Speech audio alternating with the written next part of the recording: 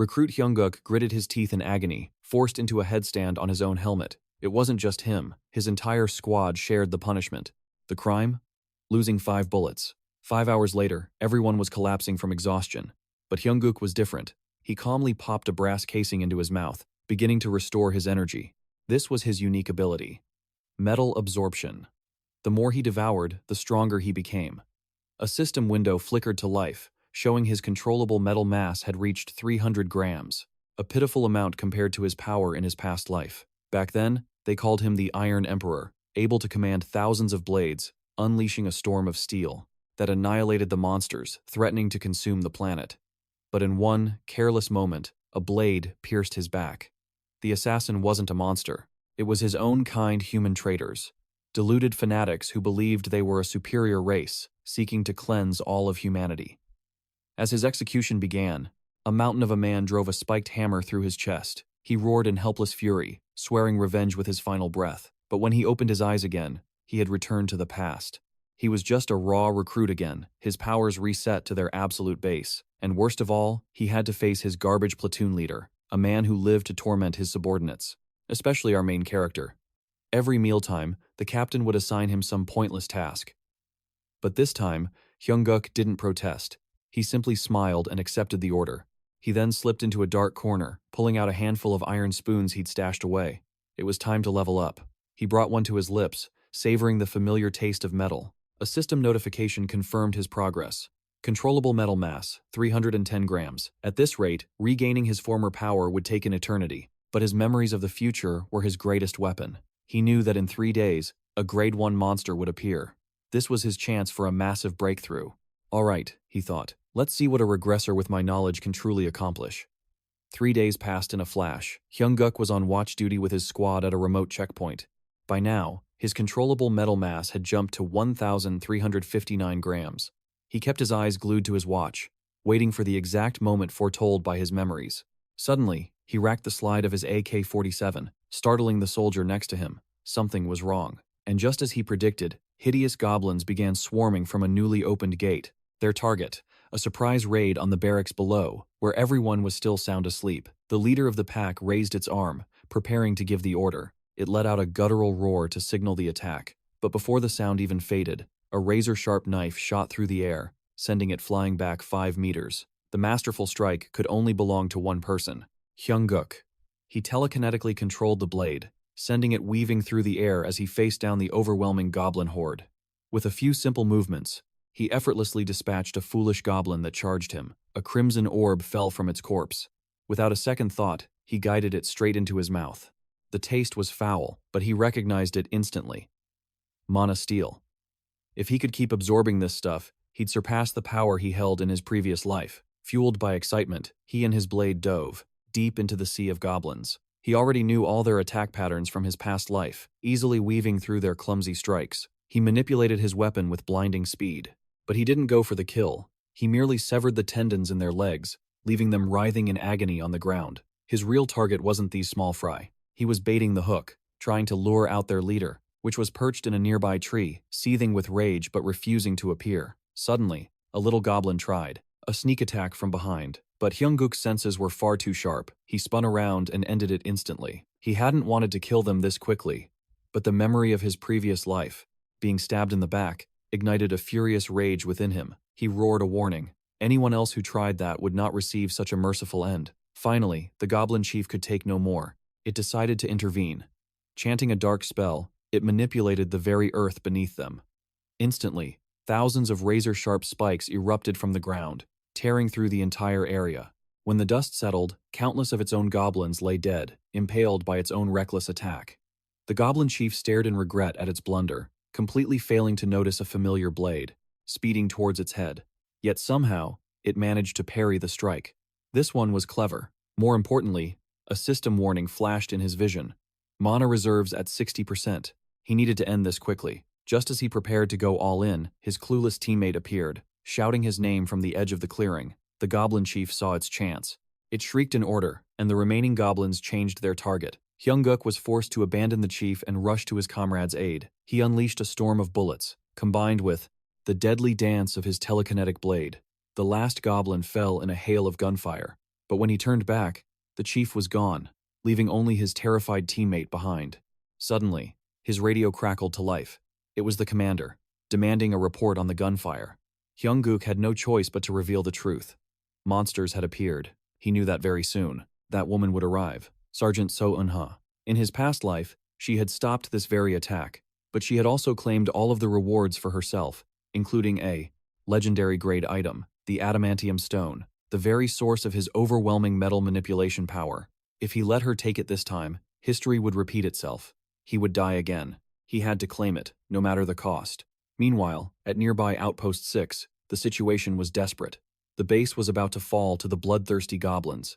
Inside, a lone soldier cried for reinforcements into his radio. A fortified barrier stood outside, but it wouldn't hold for much longer. Suddenly, the soldier noticed an eerie silence from outside. The goblin chief had arrived. It began chanting, unleashing a meteor shower of rock and earth against the outpost. The barrier began to crack. The two soldiers inside could only cower and pray. They knew what awaited them if they were captured. A ritualistic sacrifice, their hearts carved out while they were still alive. In a moment of desperation, one soldier considered ending his own life.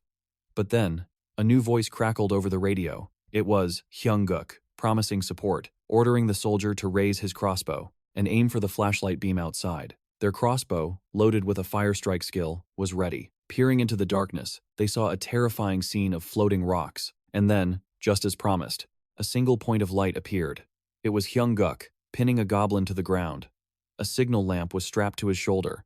The flaming arrow was unleashed in an instant, streaking towards the targeted goblin. It erupted in a massive explosion, obliterating the monster. With this strategy, Hyung-guk could conserve his precious mana. This game was too easy. Watching its minions get obliterated by a rain of fire, the goblin chief was absolutely seething. It finally decided to reveal itself, but it was still too cunning to charge in recklessly.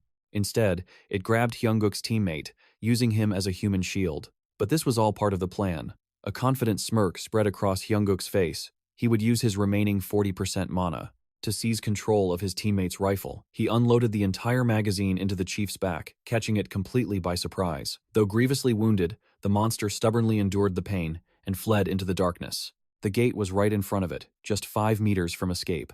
But Hyung-guk manipulated its own steel chains, yanking it back with brutal force. And just like that, it was over. The boss was slain, the battle won.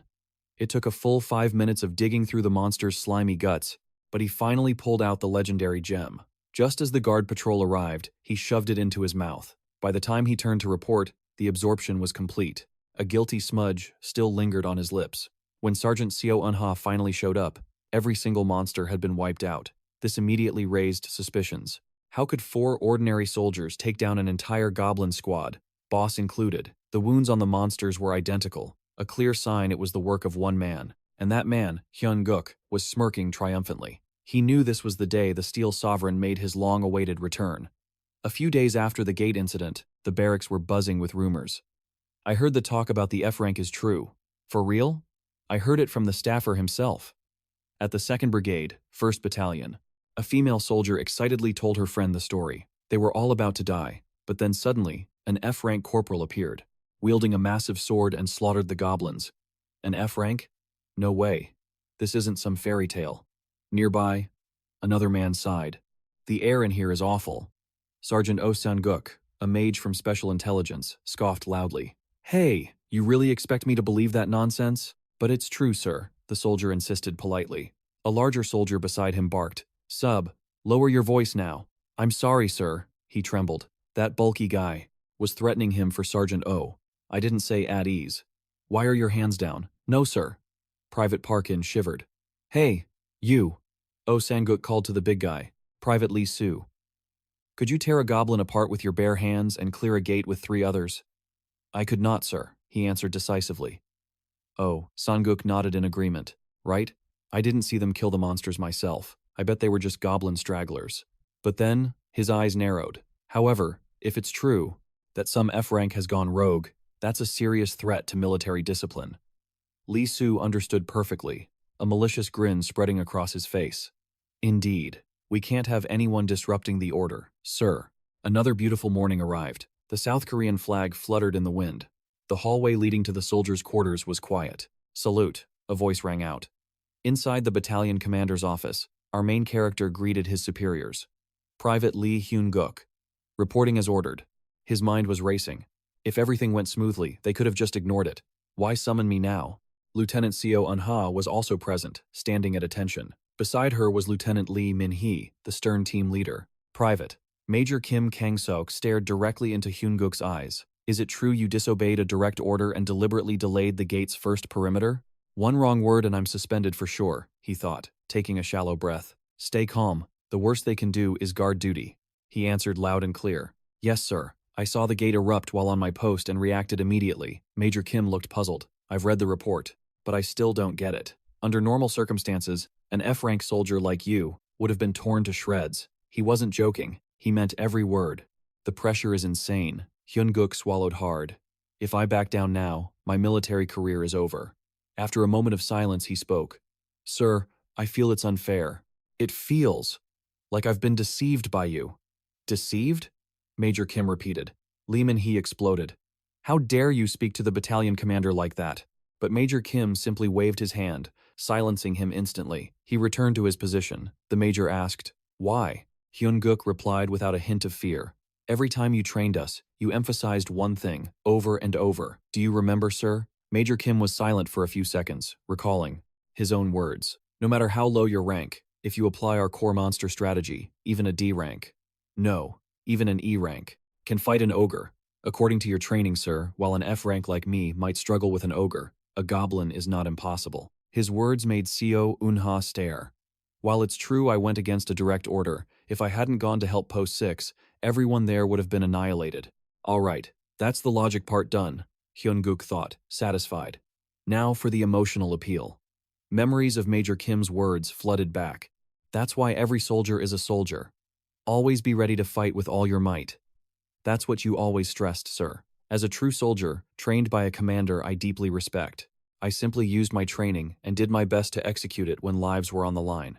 The only reason I could stand firm despite being looked down on as an F rank was because of your words, Commander.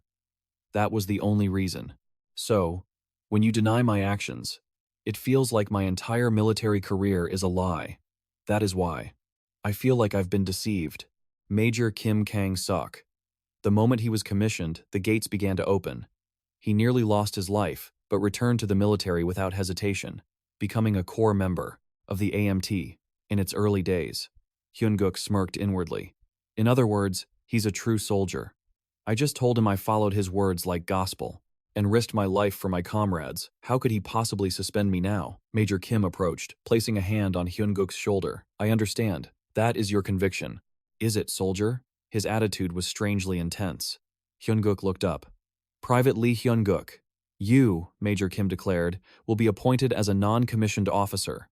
A system window chimed. Congratulations on your promotion. You are now rank D. Hyun-guk couldn't even process the news. Lee Min-hee's jaw dropped, while Seo Eun-ha just rubbed her forehead.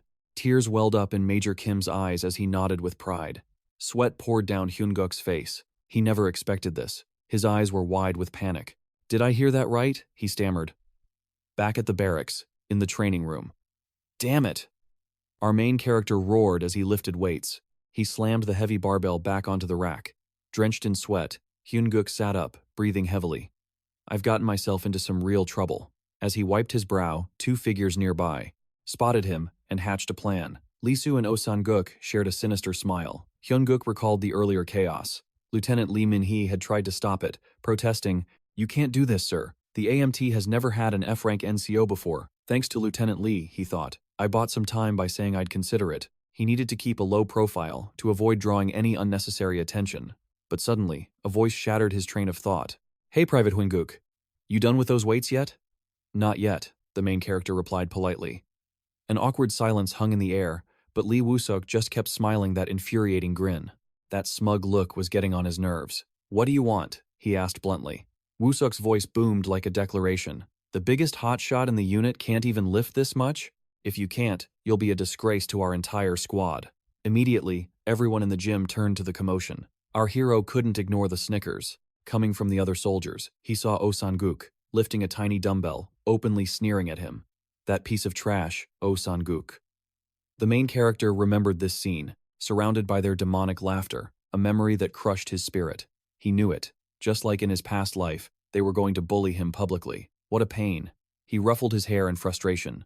I was trying not times to draw attention, and now this. Perfect timing. His words seemed to confuse Woo-sok for a second. Let's duel, Lee Hoon-gook said, his face darkening. The proposal shocked everyone. Hey, hey, the shouts echoed across the gym. That F-rank private is gonna fight. A crowd gathered around the sparring ring, hungry for a show.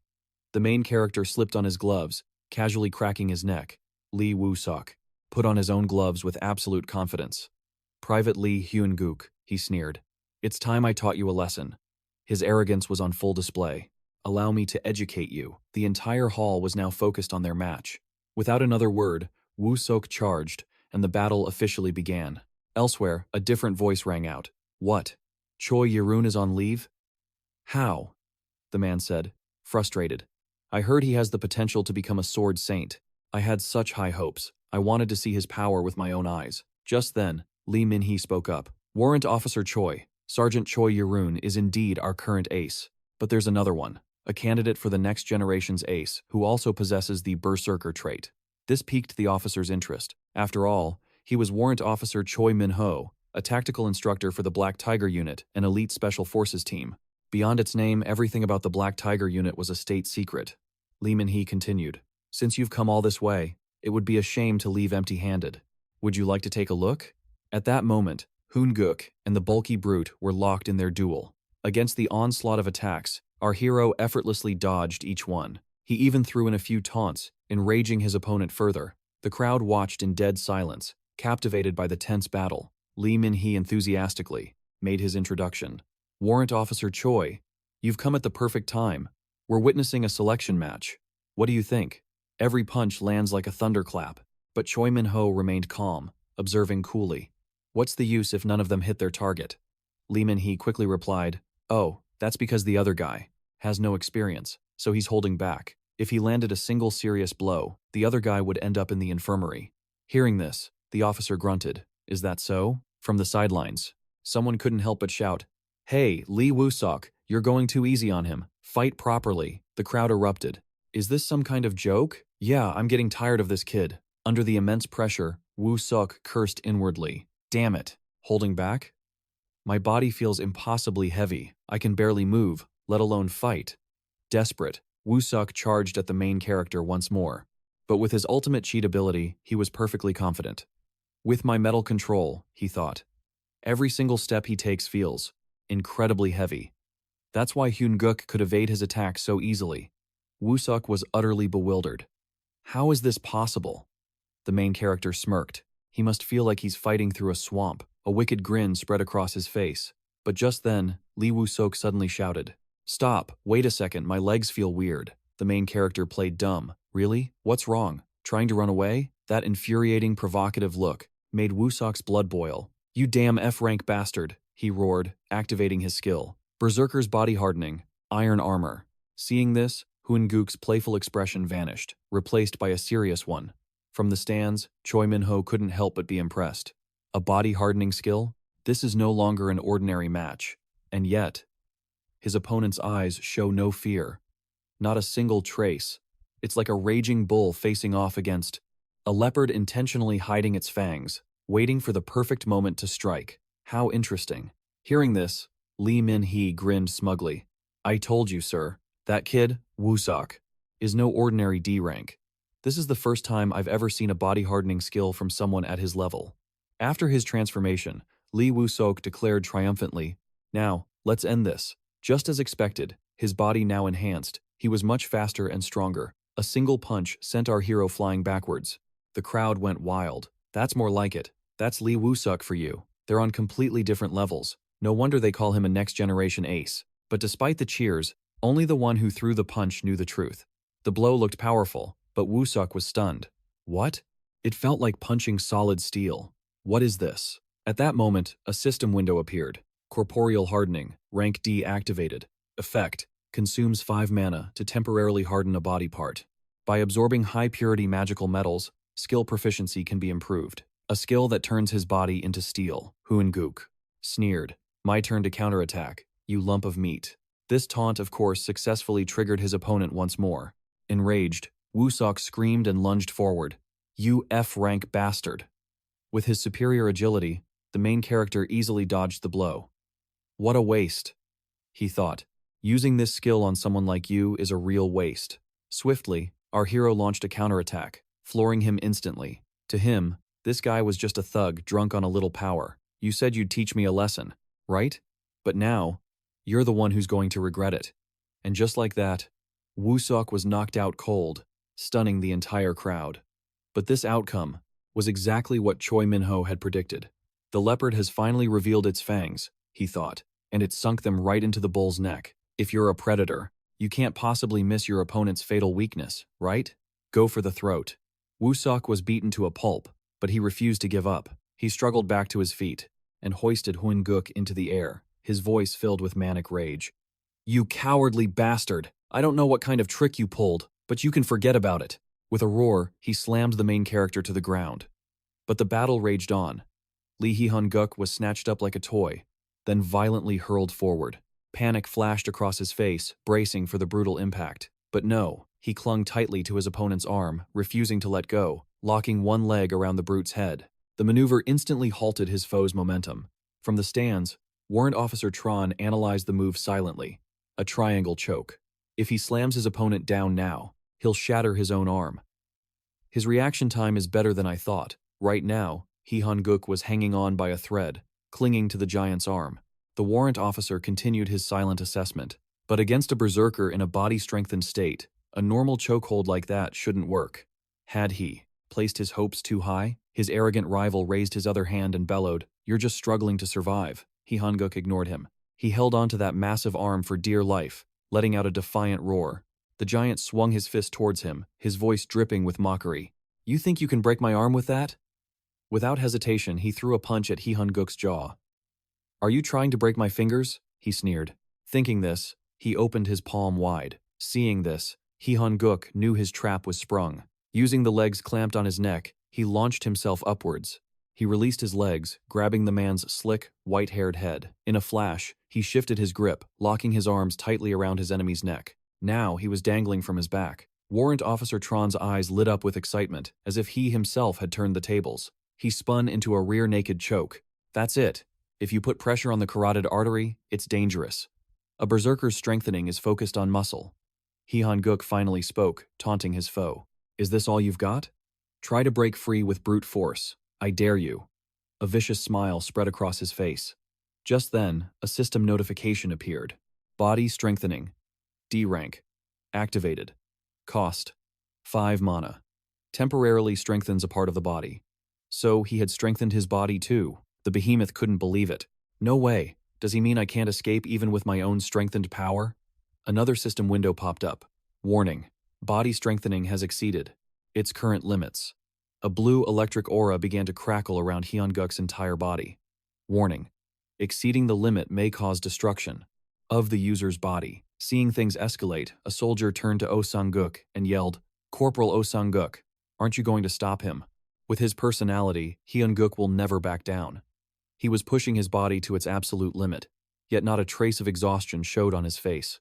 His eyes, burning with hatred, stared directly at Oh Sang-guk. Asterisk, is this enough of a warning for you? Asterisk, he thought. Oh Sang-guk seemed to understand the message perfectly, trembling as cold sweat beaded on his forehead. Meanwhile, his opponent, caught in the chokehold, was on the verge of passing out. But his pride refused to yield. Asterisk. Am I really going to lose to an F-rank trash like this? Asterisk. He saw the crowd watching him and thought again. Asterisk. Will I be humiliated so publicly? Me, the next generation's ace? Asterisk. At that thought, his entire body flooded with a renewed fighting spirit. Hee-hun-guk watched in surprise as the man's muscles began to swell and expand. His body grew to twice its size, the bandages wrapped around him, snapping and tearing apart. He grew so large his head hit the ceiling, cracking the plaster. But Hee-hun-guk didn't let go, even as the man's neck expanded to a point where he could barely hold on. Warrant Officer Tron was stunned. Incredible. A second stage of D-rank body strengthening? But if he can't escape that chokehold, the only result is strangling himself with his own power. Who was the predator here? The giant reached back with his massive hands, trying to pry Hee-hun-guk off. Ignoring him, veins popping on his face, Hee-hun-guk screamed with effort. The giant let out a terrified gurgle and then crashed to the ground with a deafening thud. The sudden end caught everyone off guard. They stared in shock at the decisive outcome. Only Warrant Officer Tron looked pleased, thinking, Asterisk, he truly is a beast. Asterisk. After a moment of stunned silence, everyone rushed over. Hun-guk, are you okay? Someone checked the fallen man. He's still breathing, thank God. Just unconscious, another soldier asked in awe. How in the world did you take down a guy like that? Just then, someone with a towel ran up to him. Corporal Lee Hun-guk, I knew you'd win, she said cheerfully. As if sensing she was about to jump on him, Hun-guk put up a hand to stop her. Still, she asked enthusiastically, Are you hurt anywhere? I was so worried. But he wasn't listening. His gaze was fixed on Oh Sang-guk. The corporal was actively avoiding his eyes. Suddenly, Warrant Officer Tron walked up to him. Soldier, what is your name? The other soldiers turned to watch. Hun-guk recognized the man before him immediately. Warrant Officer Tron Myung-ho. He snapped into a salute. Loyalty. I am Corporal Lee Hun-guk. First Platoon. He couldn't help but wonder why such a high-ranking officer was here. The warrant officer returned his salute. I am Warrant Officer Tron Myung-ho of the Red Tactical Training Center Black Tiger Unit. That was an impressive duel just now. Tell me, are you interested in a special operations unit? As he spoke, he held out a card that looked like a business card. A buzz erupted from the crowd around them. They whispered in disbelief. Is he being scouted by the strongest unit in the armed forces? Someone else scoffed. You're crazy. How is that possible? Without a second thought, Hun-guk answered bluntly. I apologize, sir, but I am an F-rank player. Seeing him refuse due to his rank, the officer advised him. Rank is just a standard set by ordinary people. We need a powerful warrior like you. Outwardly, Hun-guk looked like he was considering it, but inwardly, he was groaning. Asterisk. First this, now that. Everyone wants me to stay in the military. This strict environment is suffocating. Asterisk. The warrant officer pushed the card towards him again. So, are you interested in joining? He asked once more. Hun-guk stared at the card, hesitating. Asterisk. I'll definitely have to fight the villain's army in the future. If I join a special unit. Asterisk. Asterisk. I'll be tied down. For now, it's best to keep my distance. Asterisk. He took the card and gave a polite reply. Thank you for the high praise, sir. I will. Think about it. As they spoke, he was unaware that from a distance, Oh Sang-guk was clenching his fists, grinding his teeth in pure fury. Later, in the battalion commander's office, the commander sipped his tea. So, how are things with the Black Tiger unit these days? No problems, I hope? Sitting across from him was Warrant Officer Tron. Are you seriously complaining over here? We're in a tough spot, constantly short on manpower. The battalion commander chimed in, equally frustrated. These days, the guilds snatch up anyone who even hits C rank. There's just nothing we can do. They were bleeding talent to the private sector, and both men were feeling the sting. Sharing a knowing glance, the commander grinned. So, that's why you're here, isn't it? You're looking for Sergeant Choi Yaram. The warrant officer couldn't deny it. That's right, he admitted. But it seems he's on leave. Still, thanks to that, I found a rather interesting soldier. The commander raised an eyebrow, intrigued by the officer's smile. An interesting soldier, you say? Just then, out on the training grounds, a voice yelled out our main character's name, Private First Class Lee Hun-guk. There he was, running laps with the same soldier from this morning. Inside, the battalion commander watched them, a phone pressed to his ear. Yes, this is the battalion commander, he said into the receiver. Nothing else. I want you to find out everything you can about Private First Class Lee Hun-guk's life before he enlisted. Unaware that he was the subject of a high-level inquiry, Hun-guk kept running, his mind focused. The commander continued his call. All right, prioritize his case first. He then glanced out at the exhausted Hun-guk with a hint of apology. I'm sorry, soldier, this isn't entirely your fault. As night fell upon the bustling city, a hairy shadow darted through the streets, catching a child's eye. Curious, the little boy followed it into an alley. Hey, Mr. Monkey, he called out. He peered into the darkness, calling for the creature again. But when the monkey turned around, its face was a grotesque, nightmarish horror. The boy froze, trembling with a fear that stole his voice. This was no monkey. The monster's demeanor twisted into pure malice. Suddenly, the dark alleyway swarmed, with a demonic horde, circling a deep, swirling vortex. Meanwhile, our main character stepped into the armory, his eyes widening in awe. This was the battalion's treasure trove. Chon Yuna's voice cut through his thoughts. The commander gave you credit for your actions, granting you this reward and a leave of absence. But I still don't believe you did it alone, she added, her skepticism clear. Hoonguk remembered the scornful look on her face earlier and sighed. This life was turning out to be no different from his last. He casually picked up a weapon. Whether you believe it or not, I'm the one who did it. Hearing his confident tone, she turned to him, annoyed. You're far too arrogant. Every goblin at that gate was killed with an identical sword strike. It means a single guard held off the initial wave all by himself. She stared him down. Do you really think you're capable of that? Unfazed, Hoonguk held up the weapon in his hand. I'll take this one. Yuna was stunned. Don't just pick one at random, she scolded. It makes me look like I'm forcing you. Think carefully before you choose. But Hoonguk's decision was already made. A system window had popped up, revealing the item's hidden information. This was the Cloud Sword, an artifact with the ability to absorb moisture and create a blinding mist. Right now, it looked like a useless piece of junk. But in the future, this very blade would earn Sergeant Choi Yoram the title of Sword Saint. Its true name was 𝑺𝑺𝑺 hidden hand, a weapon from the Age of Myths. In the Dangun Chronicles, 3 weather gods descended to the mortal realm: the Master of Wind, the Master of Rain, and 𝑹𝒂𝒏𝒌, the Master of Clouds. With his legendary sword known as the Hidden Hand, 𝑹𝒂𝒏𝒌 performed great deeds. 𝑹𝒂𝒏𝒌's hidden hand, the blade hidden within the clouds, or, to put it another way, the power of a thunder god. If its potential was unlocked, it could wield the power of lightning, strong enough to solo raid a mid-tier monster dungeon. Hoonguk raised the sword, a satisfied smirk on his face. The fusion of tempered steel and lightning.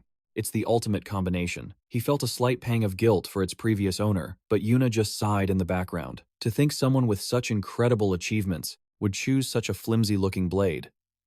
But for Hoonguk, it was the perfect choice. Besides, he said, looking around, there's no more time to think. As if on cue, the very air began to distort. Yuna felt the shift, her eyes widening in alarm. An instant later, an emergency siren blared to life. A gate had opened at point YW. The entire battalion scrambled into action, grabbing their weapons and preparing for battle. But Hoonguk's eyes became sharp, his demeanor utterly calm. Yuna stared at him, bewildered. How could he be so composed? It was as if he knew this was going to happen. Moments later, the battalion assembled at the designated location. They stood in formation, clad in impressive battle armor. The other soldiers couldn't help but stare in awe. Whoa. This is my first time seeing the Chonwon Guild in person. I heard the support for this gate is coming from them. Just look at that armor and those weapons. They're all top-of-the-line luxury brands. A short soldier started daydreaming. If I sold that gear, I could buy a building in Gangnam. The soldier next to him laughed. When I'm discharged, I'm definitely joining the Chonwon Guild. The roll call began. After a sharp all present and accounted for, Hoonguk stepped forward. As you heard from the battery commander, this is a kobold gate. Even the small ones can cause more casualties than an ogre, because they primarily use poison needles and toxic gas. He gave a stern order. Do not roll up your uniform sleeves on the battlefield. Hearing this, a soldier in front quickly pulled his sleeves down. Do we really have to be that careful? He asked. Hoonguk's gaze was ice. This is a real combat situation. Do you want a kobold to gouge out your eye? The soldier immediately went silent, not daring to ask another question. As Hoonguk continued his briefing, the 2 troublemakers from earlier began to sneer. Does the Scrap Heap Squad really need to hold a strategy meeting? Anyone watching would think it's the main support division getting ready for a race. The faces of Hoonguk's squad members fell. He glared at the mockers. Kobolds often leave their territory during dungeon raids to attack. Don't get complacent. Check your gas masks. The instigator just scoffed. You don't need to lecture us. Do we look like we have time for advice from a rookie? Hoonguk's eyes narrowed. I've made myself clear, he repeated, his voice dangerously low. The 2 just swaggered past. Yeah, whatever you say, Captain of Scrap Heap Squad number 2. Seeing his team's morale plummet, Hoonguk barked, Attention. They immediately snapped straight. You've all heard these speeches a million times, he began, his voice ringing with authority. But now, you are in a real situation where you can die at any moment. So, do not be afraid. The entire squad roared in unison. Sir. He then handed out motion detection sensors. Plant these in the narrow passages. I want this mission completed in 20 minutes. Without another word, they scattered, rushing to execute his command. With a sharp call to Junmo, the man spun around, his voice booming with military discipline. But over here, the rest of the squad muttered amongst themselves, sensing a strange new intensity from their leader. He was far more serious today. As he and Junmo stood side by side, The younger soldier looked at him with confusion, scratching his face shyly. "Is something wrong, sir?" he asked. The moment Hyun-guk asked what he meant, a poison dart slammed directly into his neck. The shock sent him crashing to the ground. In that same instant, something erupted from the earth below, billowing clouds of toxic green gas, throwing the entire squad into chaos. A few lucky soldiers managed to don their gas masks just in time, shouting warnings about the poison. And then, from the mist, the demons appeared. They descended upon the soldiers without warning. Seeing the grotesque monsters, the squad's training kicked in. This was a real battle. But Hyun-guk was still on the ground, trembling as the poison from the needle coursed through him. Suddenly, a monster shambled towards him. As he focused on its face, his eyes widened in sheer disbelief. Looking closer, he saw the creature clutching a crude knife, preparing to plunge it downwards. A string of bloody eyeballs was wrapped around its neck like a horrific necklace. The demon raised the blade, aiming straight for his face. Just as the monster was about to strike, a shadow blurred past, sending the creature flying. A teammate knelt beside him, his voice filled with worry. "Are you all right?" Hyun-guk could only groan in pain. Across the way, the monster was already getting back up, ready to attack again. Seeing this, Hyun-guk screamed with all his might. "Junmo, run! Get out of here!" The boy looked back, confused. "But why, sir? Just put on your gas mask." But it was too late. In the next instant, the boy's body was torn apart, blood spraying across the battlefield. The horrifying scene shattered Hyun-guk's mind, and a gut-wrenching scream tore from his throat. "No!" Snapping back to the present, Hyun-guk watched as Junmo scratched his head, asking if something was wrong. A wave of bitterness washed over him. In his past life, this boy had died to save him. Just then, a voice from across the field shouted that the final installations were complete. The brutal, bloody battle for this dungeon gate was about to begin. Hyun-guk's voice cut through the air. "Junmo!" The soldier immediately snapped to attention. "I'm sending you new operational signals," Hyun-guk declared. "Gather your squad members and evacuate the combat zone immediately." Junmo's face was a mask of confusion.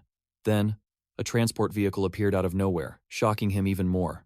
"Sir, this is armed desertion, isn't it?" But Hyun-guk's expression was like stone. "This is strategy." Just then, a chilling announcement came from command, echoing across the battlefield. "Sectors 1 and 3. No survivors." The voice continued, cold and emotionless. "Sectors 4, 5, and 6. No survivors." And then came the final, devastating report. "All personnel from the first phase of Operation Red Field have been annihilated. The monster nest has been located in Sector 2, Subdivision B9. Estimated 200 hostiles. All forces will now advance on the Magic Circle, in Area A." A hand signal flashed, and the assault battalion charged forward, shields locked together. They were approaching Point P, ready to deploy Formation A. The command came from above. "Assault team, activate the squad's magic circles and hold your positions."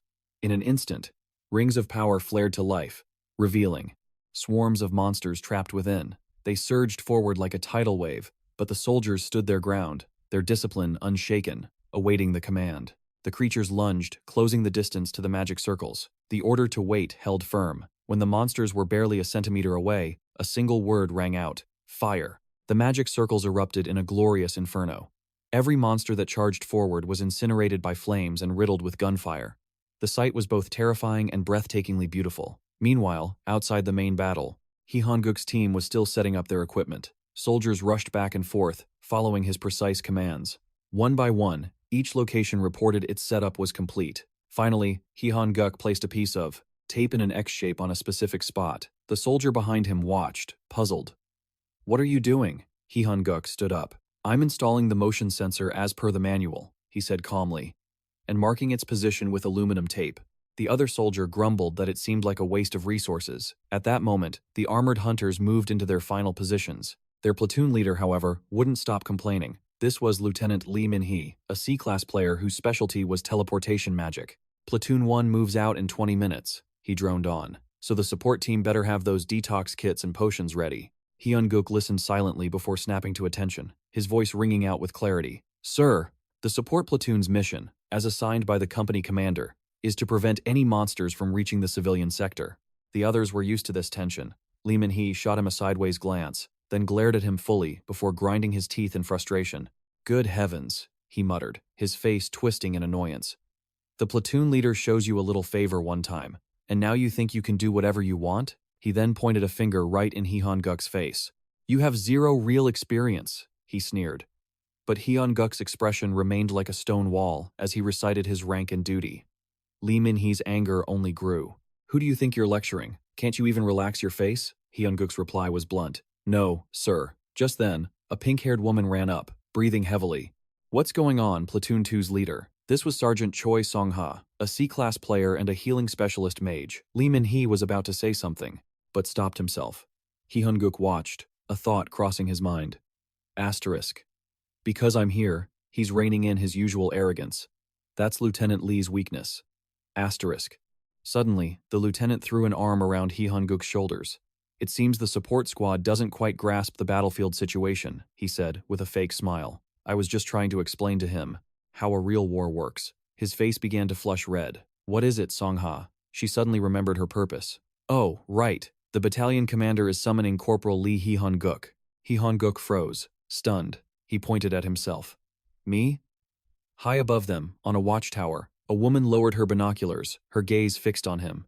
Down below, Song-ha spoke softly. "Don't worry about what the Platoon 2 leader said, okay?" Hyun-guk simply replied, "There are more important things to do right now." She smiled brightly. "I'm in charge of installing the sensors anyway. Just leave it to me, and we'll be able to get out of here quickly." Hyun-guk nodded, his mind racing. Asterisk, time is running out. What exactly is the battalion commander thinking? Asterisk. Elsewhere, two figures stood overlooking the chaos. "We are the direct assault force, under the battalion commander's orders," one said. "Is that truly why we were summoned for this monster subjugation?" The other replied coolly, "Those were the commander's orders." She looked down at the battlefield. "We are merely soldiers. We exist to follow those commands." Moments later, Hyun-guk arrived at the temporary command post. Two familiar faces greeted him, one of them belonging to Lieutenant Choi Myung-hwan. Hyun-guk saluted sharply. "Corporal Lee Hyun-guk, reporting as ordered." He eyed the man, wondering what this was all about. The battalion commander leaned forward, her hands flat on the table. "I want to test you," she said, her voice sharp. "Since Choi Yuna is on leave, you will temporarily assume the role of Platoon 1's commander and carry out its mission." Supporting the assault at the gate, he stared at his superior in disbelief. The man who never cared about him in his past life. What did he just say? There was no time for this. Snapping back to reality, our main character shouted, "Battalion commander, sir. Since being assigned to this platoon, I've only ever handled missions within the support squad. I cannot accept an order that gambles with the lives of the members of Platoon 1 in such a dangerous test. This isn't a training drill. It's a real combat scenario." The commander's face hardened as he spoke. "This is an order." He bit his lip in frustration. Just then, a report came in. The boss monster had left its nest. The alert status immediately jumped from Phase 2 to Phase 3. A wave of anxiety washed over him. If he didn't move now, they would soon attack the support troops. The entire rear defensive line would be shattered. The urgent alarms continued to blare. Gritting his teeth, he made a decision. He had to leave, right now. He addressed the commander. "Sir, I have something to say." The commander replied, "Permission granted." On the other side, Hyun-guk was peering through her binoculars when a sudden sound from the distance caught her attention. He was sprinting towards them like a madman. With a grim expression, he yelled, "Support squad, be wary of the gas." At that very moment, the warning sirens wailed, and the entire squad instantly fell into a panic. The familiar nightmarish scene from his past life replayed before his eyes. Gas erupted from below like a rising tide. Chaos reigned. He covered his nose, realizing with dread, it's happening much faster than I remember. Meanwhile, at the commander's temporary post, a voice rang out. "Battalion commander. He says he has something to say." The commander, sitting with his arms crossed and a stern look, gave his reply. He permitted him to speak. Only then did the young man begin his report. "I heard that you lost all of your unit members on your very first mission, sir." Hearing this, the commander's brow furrowed in immediate displeasure. Beside him, another officer turned his head in shock. Lee Hyun-guk pressed on. "It's hard to believe that I, a man from a support unit, treated as nothing more than a grunt, am now being ordered to join a real battle, for the sole purpose of testing my abilities." His voice rose with righteous anger. "Does our esteemed battalion commander also view ordinary soldiers as nothing but disposable tools?" At last, the commander spoke. "You're mistaken. You will follow the assault platoon under my direct command." At this, Lee Hyun-guk shouted, "If that is the battalion's order, I will obey." An image of his own pitiful face from the past flashed in his mind. A few lines of thought appeared before him. He couldn't possibly tell them he knew the future. He clicked his tongue, a fire of frustration burning in his chest. Still facing the commander, he spoke again. However, I lack real combat experience, especially in leading a platoon I've never worked with before. The probability of casualties is high. Lee Hyung-guk's voice was firm. I am grateful for the trust you've placed in me, Commander. But if the price for that trust is the lives of my comrades, then I must respectfully defy your order. After hearing his words, the commander remained silent, offering no response. The officer standing next to him finally exploded. Corporal, disobeying an order in wartime is punishable by death. Do you have any idea what you've just said? Lee Hyung-guk stood his ground, silent. But inside, he wanted to scream. Of course I know that, he thought with grim certainty. If he doesn't leave now, everyone in the rear guard will be annihilated. A heavy, suffocating silence descended upon them. Finally, the battalion commander spoke. Understood. For today, you will carry out your original assignment in the support squad as planned. Hearing this, Lee Hyung-guk was genuinely impressed. He really is a commander after all. The man continued to speak, however. But before he could finish his sentence, the commander's brow furrowed. He roared. As a soldier, the punishment for defying an order will be carried out in the future, and each individual will bear their own consequences. He offered no further reply. The scene shifted to the training grounds at night, shrouded in a thick, poisonous fog. Lee Hyung-guk was intensely focused on his mission. He crouched down, reaching a hand behind his back. As he did, he thought with disgust, this damn army. His hand pulled something from his inventory pouch. A glowing item. The pouch was used to store military supplies, its capacity changing based on class and specialization. He took out his water canteen. He began to pour the water out. This strange liquid, when poured on his sword, would cause it to emit a special energy. An item information window appeared. Cloud Sword. Its primary function, absorb water to create an aquatic mist. The sword began to hum as it soaked up the liquid. Absorption rate, 25%. A system notification popped up. Vision has been completely disabled by the poison gas. Suddenly, he heard a noise and whipped his head around to see. A dark premonition filled him. Is it too late? He wondered. Then he muttered, Junmo, please, take the others and run. From behind the toxic mist, a horrifying monster suddenly materialized. It wasn't just one. An entire swarm of beasts charged out to attack everyone. A soldier caught in their path could only scream, Park Junmo. Hearing his name, Park Junmo turned and was stunned by the gruesome scene. He immediately raised his rifle at the beast that was tearing into his friend. Park Junmo roared, You monster, get away from him, and he opened fire. The creature, detecting the new threat, turned its head towards him. The bullet slammed into the beast, forcing it back. His friend lay on the ground, clutching his bleeding stomach. Junmo immediately gave an order. Support squad, get in Minty into the container now. A soldier scrambled towards the wounded man, shouting, We'll get Private and Minty. He began dragging him away.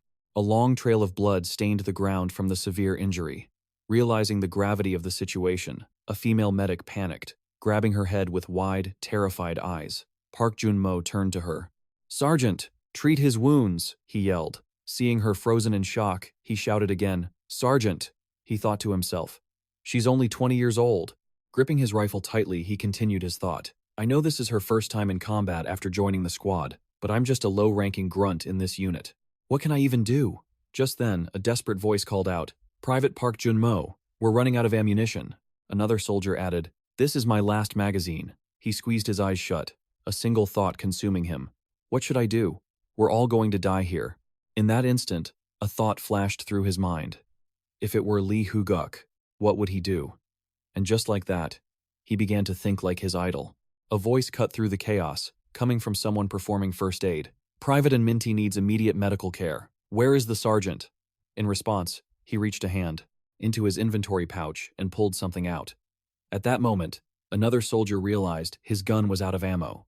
Park Junmo gripped the item he'd just withdrawn and stared at it. He turned and gave an immediate command. Send a message to the support division. Now, he continued. These kobolds are drawn to anything that glows. I'll use a flash attack to lure that swarm.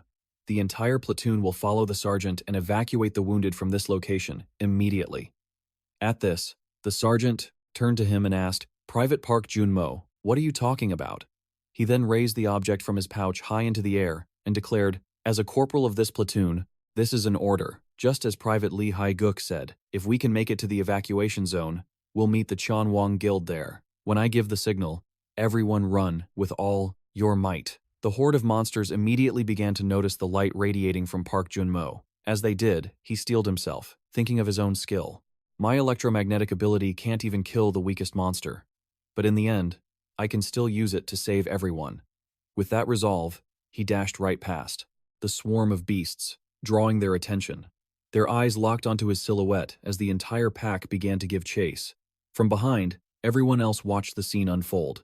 The time has come. Everyone, run, Park Jun-mo commanded. The squad turned to flee but couldn't help but glance back, worried for their comrade. Private Park, they thought. The sergeant, too, was filled with dread. Jun-mo. The gap between him and the monstrous horde was closing in fast. This meant that mortal danger was just moments away, but as he ran, Park Jun-mo thought, "This is what Lee Hui-guk would do. I've made the right choice." He wouldn't hesitate to use his own body as bait. Park Jun-mo continued to run with every ounce of strength he had. A feeling that he could run faster than a Lamborghini. He was actually outrunning the pack of monsters behind him when he suddenly crashed into someone up ahead. After the collision, Park Jun-mo fell to the ground with a thud. The person standing over him spoke. "Hey, he heard everything you said." At that moment, a system window appeared. The item's name was Cloud Sword. Its main function was to absorb water to create an aquaslate membrane, or to neutralize poison gas within the membrane's range. The absorption rate was 100%. He realized the person before him was Lee Hui-guk, and what's more, he didn't even need a gas mask thanks to the special properties of the item in his hand. The item's name was Cloud Sword. Its main function was to absorb water to create an aquaslate membrane, or to neutralize poison gas within the membrane's range. The absorption rate was 100%. At that moment, Lee Hui-guk was silent and hadn't said a word. Park Jun-mo looked up and said, "Private Lee Hui-guk." Then, Lee Hui-guk finally called out, "Hey Park Jun-mo." He adjusted his mask and said, "Private Park Jun-mo, you need to tone down your excitement when you're imitating me. You were a little over the top." Lee Hui-guk then spoke again. "Thanks for surviving." He flashed a bright smile. "You did well." Park Jun-mo's eyes suddenly filled with tears. Just then, the monster horde finally closed in. They let out a bizarre shriek as they were restrained by Lee Hui-guk's weapon. He laughed. "You're truly brave and admirable. Thanks to your courage, I'm going to reward myself with this feast." At that moment, the monsters before them began to drop dead in droves. Lee Hui-guk smiled with excitement. "Then," he declared, "this meal that Park Jun-mo has prepared for me, I'm going to savor every last bite." Lee Hui-guk continued with an ecstatic and delighted expression. He declared, "All right, the feast that Park Jun-mo prepared, I have to eat it right away." Immediately, he swung his arm, slicing through the necks of the monsters. They were completely unable to resist. After just one swing, it seemed the majority of the monster horde had been wiped out.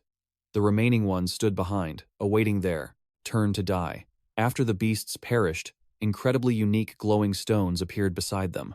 When Lee Hui-guk saw these stones, he was overjoyed. He raised his hand and continued to laugh triumphantly. These times looked delicious. Behind him, Park Jun-mo heard this and asked, "You mean these kobold monsters?" But suddenly, a roar erupted from the few remaining creatures over there. Lee Hui-guk glanced at Park Jun-mo and thought to himself, "Because of him, I can't even get a decent meal." At that moment, in the distance, were the last of the monsters. The remaining few got to their feet and glared at the two of them. Lee Hui-guk looked at them and wondered, "But why can't I see their leader?" The monsters continued to roar, but they didn't attack. However, it seemed something had put Lee Hui-guk on high alert. The monsters then turned their heads to look in another direction. Lee Hui-guk then spoke. Could it be? Even though Lee Hui-guk was still holding his glowing sword high, the monsters still turned away. After that, they all stampeded in the same direction, away from the two of them. It seemed he had sensed something. He immediately panicked, turned, and shouted, "Park! Jun-mo, run! Our platoon is in danger." Back at the platoon's position, the air was still eerily quiet. One person spoke up. "The gas is making it hard to see. At this rate, we can't provide any support." Just then, the female sergeant appeared and said, "The assault team will hold its current position and cooperate with the sniper team to pick off the kobolds, preventing them from leaving the gas zone and approaching civilians." The soldier replied, "Understood." He then turned back and asked her, "By the way, where did the platoon leader go?" At that, she thought to herself about Lee Hui-guk. He acts as if he already knew everything was going to happen. She then said, "I have a few things I need to check," before professionally leaping off the building. At that moment, a voice echoed from below, "Help me," over and over. It turned out to be the young female sergeant, sobbing in fear. In front of her was the soldier who had spoken earlier. He said, "Private Min Taeyeon is unconscious and dying. We have to save him, now." Then he turned back and pleaded, "Deputy platoon leader, please, wake up." At that moment, the deputy platoon leader had been injured and was still unconscious. Because of this, he had to continue administering first aid to Min Taeyeon. A moment later, a voice rang out. "Huh? The container is broken?" The soldier bracing the container was thrown back. "The boss's magic is too strong," one shouted. The other yelled, "We have to hold on. We can't let it escape, no matter what." Suddenly, a colossal beast began to channel a spell, trying to absorb all its power. However, with their combined strength, their strength wasn't enough. The container shattered. The soldier cried out, his voice cracking, "The barrier is breached." Just then, they saw the monstrous horde. A tide of beasts surged toward them. "Kobans! The Kobans are breaking through." The stampede was a terrifying sight, a wave of pure destruction. One soldier stared, paralyzed by fear. What do we do now?" His comrade trembled, whispering in despair, "We're all going to die." All the while, the Overlord continued absorbing power, growing stronger by the second. But suddenly, a powerful shout ripped through the chaos. It was Corporal Lee Hoyeon-guk and Park Jun-mo, sprinting in from the distance. One of them roared, "You filthy beasts!" The Overlord's face twisted in fury. The voice continued, "Don't even dream of touching them." It was Lee Hoyeon-guk, charging forward. His voice was laced with pure, unadulterated rage. He raised his sword, pointing it directly at the Overlord. "This is for my squad." However, the creature was fast, narrowly dodging the attack. The enchanted sword missed its mark, shooting upwards into the air. Then it pivoted, locking onto the Overlord and launching itself in a deadly pursuit. The monster had no choice but to flee for its life. As it ran, it glanced back at the container behind it, the one filled with toxic gas, which was now leaking at an alarming rate. The beast finally stopped, seeing the sword was no longer chasing it. But in that moment, a horrifying realization dawned. That blade had done more than just chase him. It had carved a long, deep crack into his precious canister. A wave of pure fury and hatred washed over the Overlord. The other monsters felt their leader's rage, snarling and growling in unison. In an instant, the entire horde changed direction, charging as one. Hoyeon-guk realized he was their new target, a flicker of alarm in his eyes. With no other choice, he turned tail and ran. But the monsters were relentless, hot on his heels. The Overlord opened its maw, unleashing a volley of razor-sharp spikes. Instantly, dozens of deadly projectiles shot forth.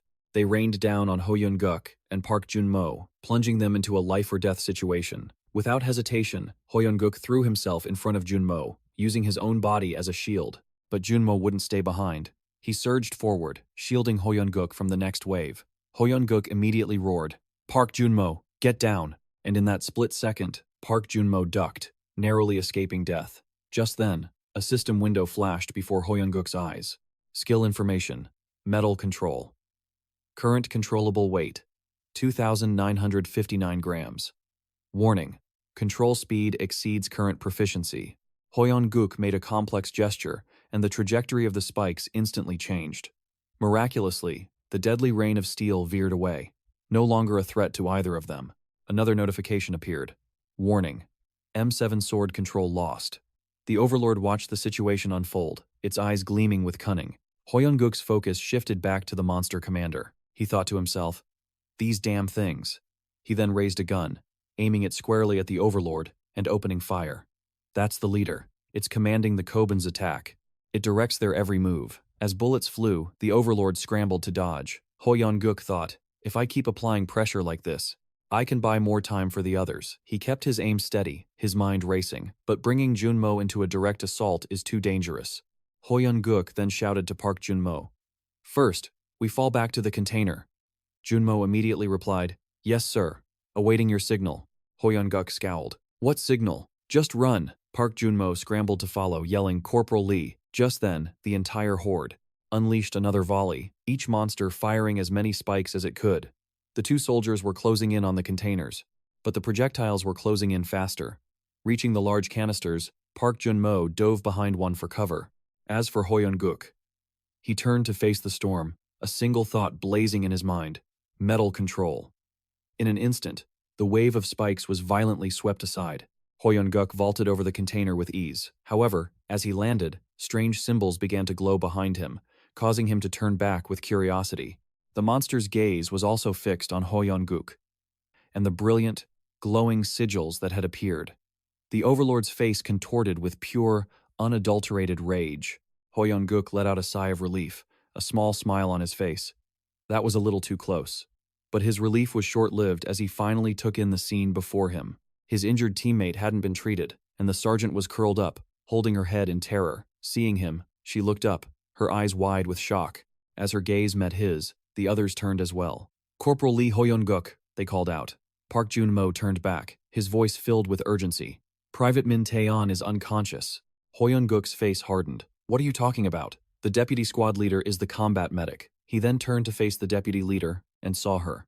She was trembling, completely paralyzed by fear. Fury erupted from Hoyeon-guk. "What are you doing? Private Min Tae-on is dying." She looked up, tears streaming down her face behind her mask. He realized with a sinking feeling, she's in a state of extreme shock. "Our only medic is completely broken." His expression turned to ice. "At this rate, the entire squad will be wiped out," he shouted. "Sergeant Choi Seon-hwa!" Without a moment's hesitation, he slapped her hard across the face. She held her cheek, tears still flowing, too stunned to even react. The sharp sound echoed in the silence, and everyone stared in disbelief. Hoyeon-guk stared her down, his voice cold as steel. "Do you all want to be killed? Snap out of it. This is a battlefield." "For the rest of your lives?" Choi Seon-hwa clutched her cheek, staring at him, stunned. Hoyeon-guk bit out every single word. "Do you have any idea how terrifying it is to live with regret?" The words seemed to tear out of him, his brow furrowed in agony. His eyes were a storm of anger and deep sorrow. Choi Seon-hwa looked at him, tears pouring down as she raised a hand, as if to say something. Just then, ribbons of light coiled down from the sky. The monsters watched from afar, their eyes fixed on the spectacle. Hoyeon-guk's silhouette, a dark shape beside Seon-hwa. Beside her, Hoyeon-guk held a book in one hand, while his other directed a healing art onto the unmoving soldier below. He stood watch, asking, "Deputy squad leader, what's his condition?" Seon-hwa's voice trembled. It's too late.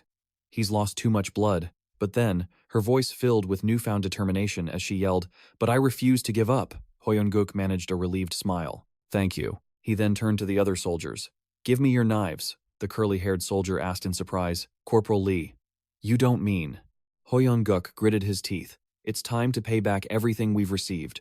Meanwhile, a car sped down a highway. The person inside spoke into a phone. "Oh? So, something interesting is finally happening? I understand." A single, beautiful hand ended the call. A colossal spider rested on her shoulder, a truly nightmarish sight. The woman's lips curved into a chilling smirk. With a lazy sigh, he decided it was time for some consolation. Hyung-guk's silhouette materialized like a phantom in the mist. At his command, daggers sliced through the thick fog, flying straight ahead. Monsters watched from a distance as an X-shaped trap suddenly appeared beneath their feet. The sword-wielding beasts began to close in around him. Strapped to their backs were tanks spewing a toxic gas. The green vapor spread everywhere, making the air suffocating. Hyung-guk simply raised his hand, and the daggers began to circle him defensively. As the blades danced, a creature named Kobu peeked out from behind cover. As if on command, the other monsters raised their axes and charged toward Hyung-guk. He simply lowered his head. His daggers swirled around him, ready to strike at any moment. The prey had walked right into the perfect hunting ground. A cold smile crept across Hyung-guk's face. Isn't this just perfect? He had already marked this spot and installed sensors right where he wanted. A mental map of the area appeared in his mind. The margin for error was non-existent. This was Area A.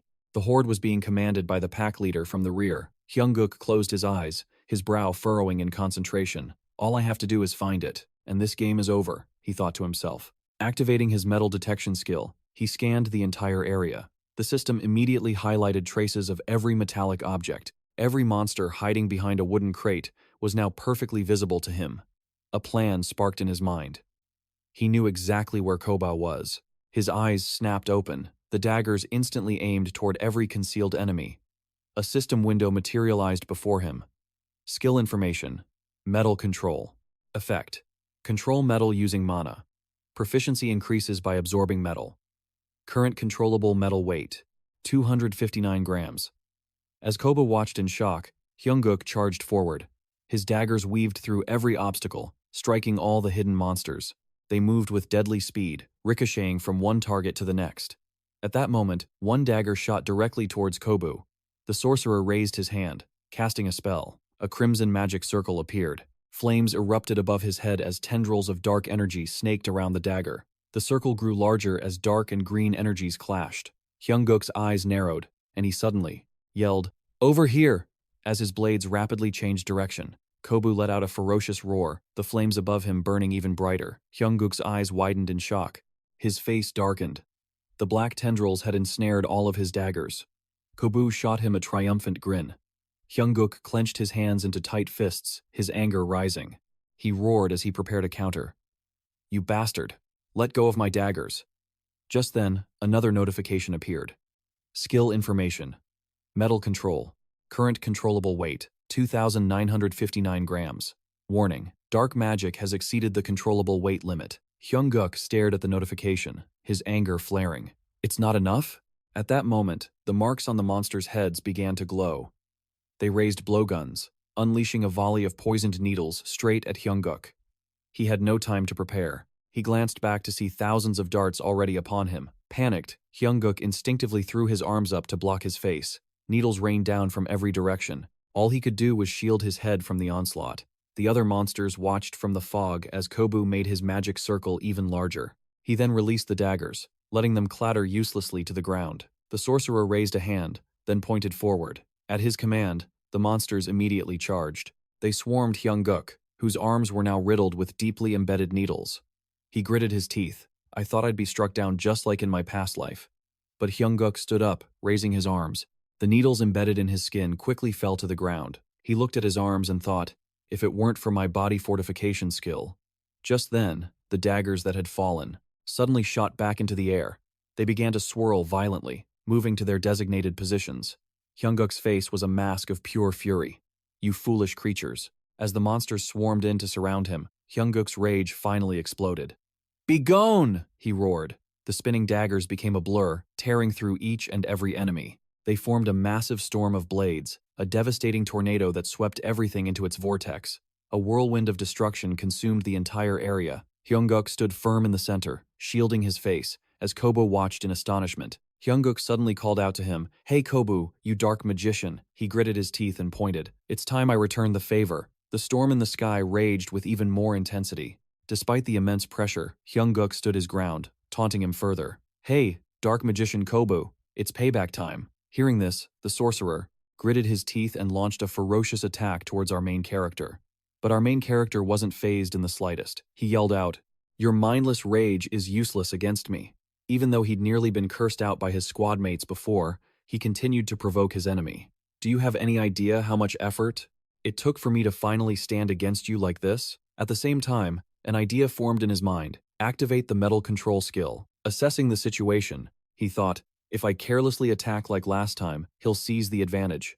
I have to be precise. After a moment of observation, he noticed the sorcerer wasn't reacting at all. Doubt crossed our hero's mind. Why isn't he moving? Just then, the cunning mage activated a series of abilities. Crimson energy shot towards our main character's feet, trying to bind them and throw him off balance. But our hero was no amateur. He expertly weaved and dodged the attacks. Seeing this, the sorcerer grew even more enraged. "You damn rat!" he screamed. Lee Hyunguk was done playing games. His voice turned ice cold. "You think this is funny?" At that moment, his body hardened like steel. The real game has just begun.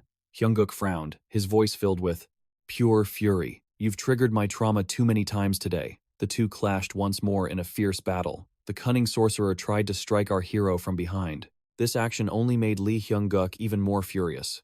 "You dare try to backstab me? Do you have any idea how dangerous I become when someone tries to stab me in the back?" Once our hero got serious, a mere villain like this stood no chance. Lee Hyunguk swiftly grabbed the sorcerer by his horns and delivered a painful blow. Body fortification. "Now, you're finished." As he spoke, he unleashed a relentless barrage of kicks, sending the sorcerer flying. Seeing him lying helplessly on the ground, our hero couldn't help but gloat. This moment. Getting revenge on backstabbers like you. I've dreamed of this every night since I regressed. And you're the very first on my list.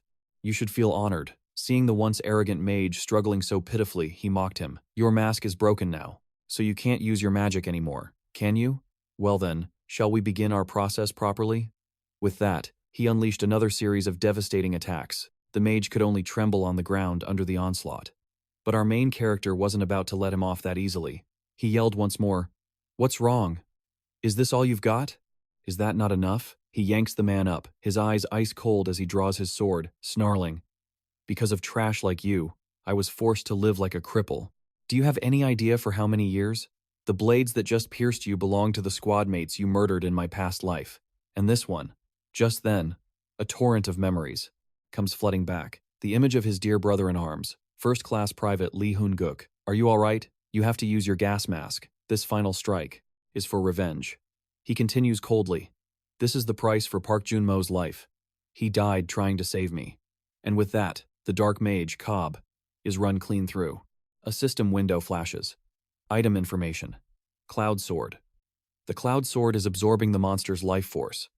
An unknown energy is filling the Cloud Sword. 1%. But how could our main character let the bastard who backstabbed him die so easily? He roars, "Don't you die yet.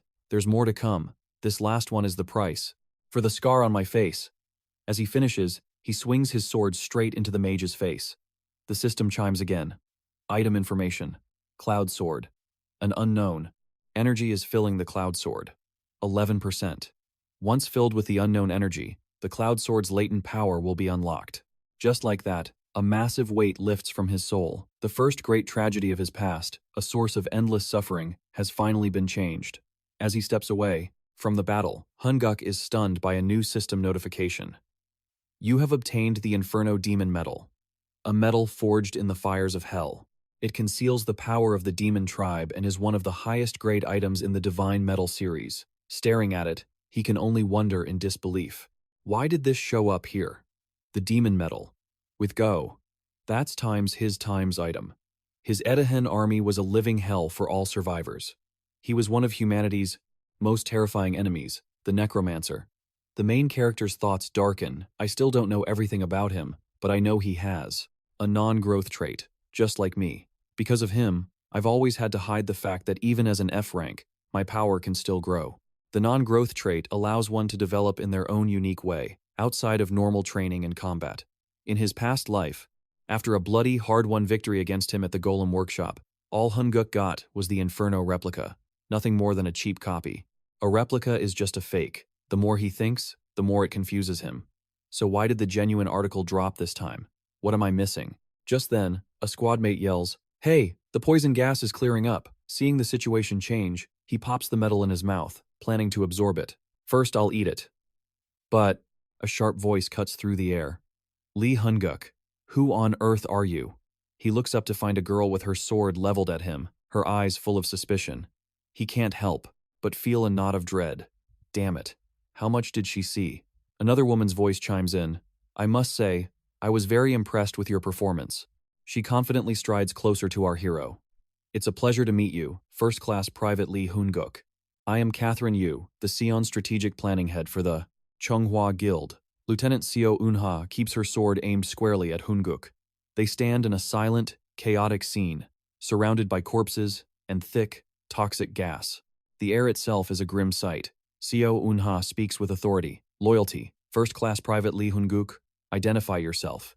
Hoon-guk quickly shoves the metal into his back pocket, but Seo Eun-ha sees the movement. "What are you hiding?" she demands. He curses internally. "Shit."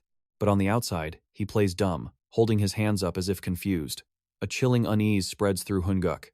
He's afraid he's been exposed. Just how much did she witness? The tension between the two is palpable. Into this standoff steps a woman, with a giant spider on her shoulder, dressed in a business skirt and a gas mask. She breaks the suffocating silence with a slow clap. It was quite far, so it took me a while to get here. Hoon-guk's pupils shrink, his brow furrowed in clear surprise as he recognizes her.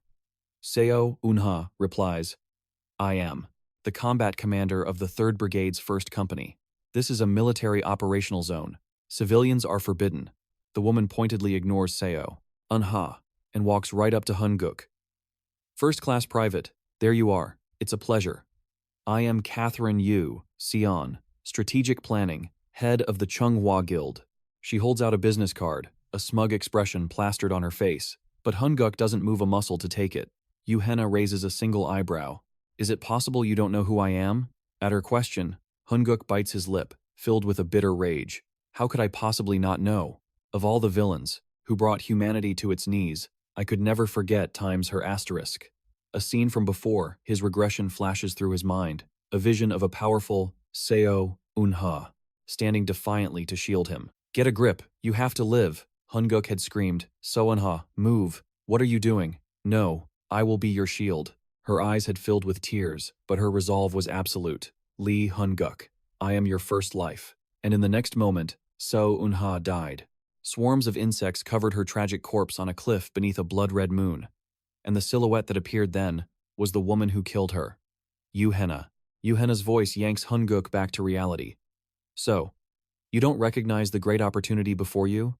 Hunguk's hands clench into tight fists. He struggles to remain calm. So Unha, clearly irritated by Yuhenna's arrival, speaks up again. This is a military operational zone. Please leave.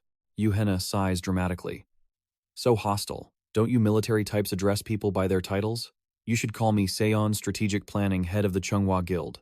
A silent war erupts between the two women, leaving Hunguk caught in the crossfire, completely bewildered. What is this? This atmosphere is terrifying. Just then, a car arrives. Major Kim Kang-sok steps out. Loyalty. First Lieutenant Seo Unha, Company Commander. He stops. To his right, he sees a field of corpses. To his left, a sword is buried in a monster's chest. Hunguk breaks into a cold sweat. I'm trapped.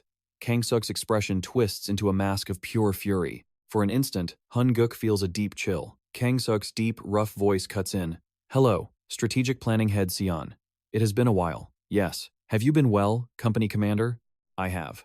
We appreciate the Chunghwa Guild's support, but this is a military zone.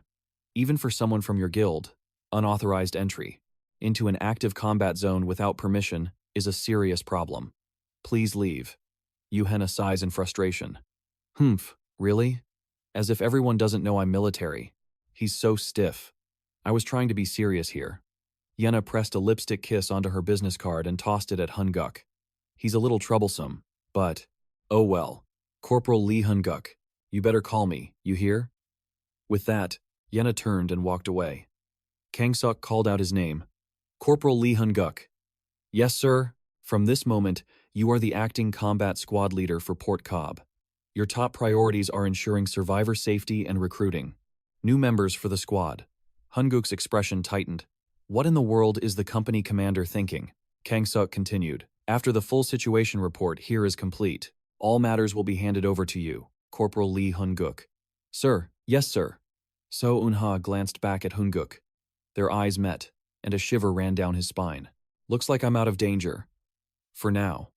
1 week later, at the first company of the Demon-Slaying Brigade, a system window flashed before Hunguk's eyes. Metal of the Inferno Demon has completed metal absorption. Controllable metal weight has increased by 499 grams. Current controllable metal weight, 3,458 grams. A loud crash echoed from the men's restroom. The system's notifications kept coming. A subspace is forming in your stomach. 1% complete. Warning, you may experience extreme pain. Agony ripped through him. Hunguk clutched his chest, clinging to the toilet as fire literally escaped his lips. He growled, I've been through this before. But this body is still weak. The pain feels so much sharper. Corporal Lee Hunguk? A voice called his name, and then Park Junmo walked in. He pressed his ear against the stall door. Hey, are you watching something interesting all by yourself? Hunguk gritted his teeth. I'm not. Oh? Let me see. 2. In that instant, Hunguk's eyes blazed like car headlights, literally flooding the area with an intense light. I told you, it's nothing. Scene change. Port Cobb, a place everyone had underestimated, had finally suffered massive casualties. Fortunately, thanks to the efforts of Corporal Choi Seon-ha, Private Alminte was safely transported to the military hospital in critical condition. Because of this incident, I abandoned the thought that I could protect everyone by myself. The members of the support squad began their own training, hoping to gain enough strength to at least protect themselves. However, 2 new problems arose. Hey, Hunguk, Lee Hunguk.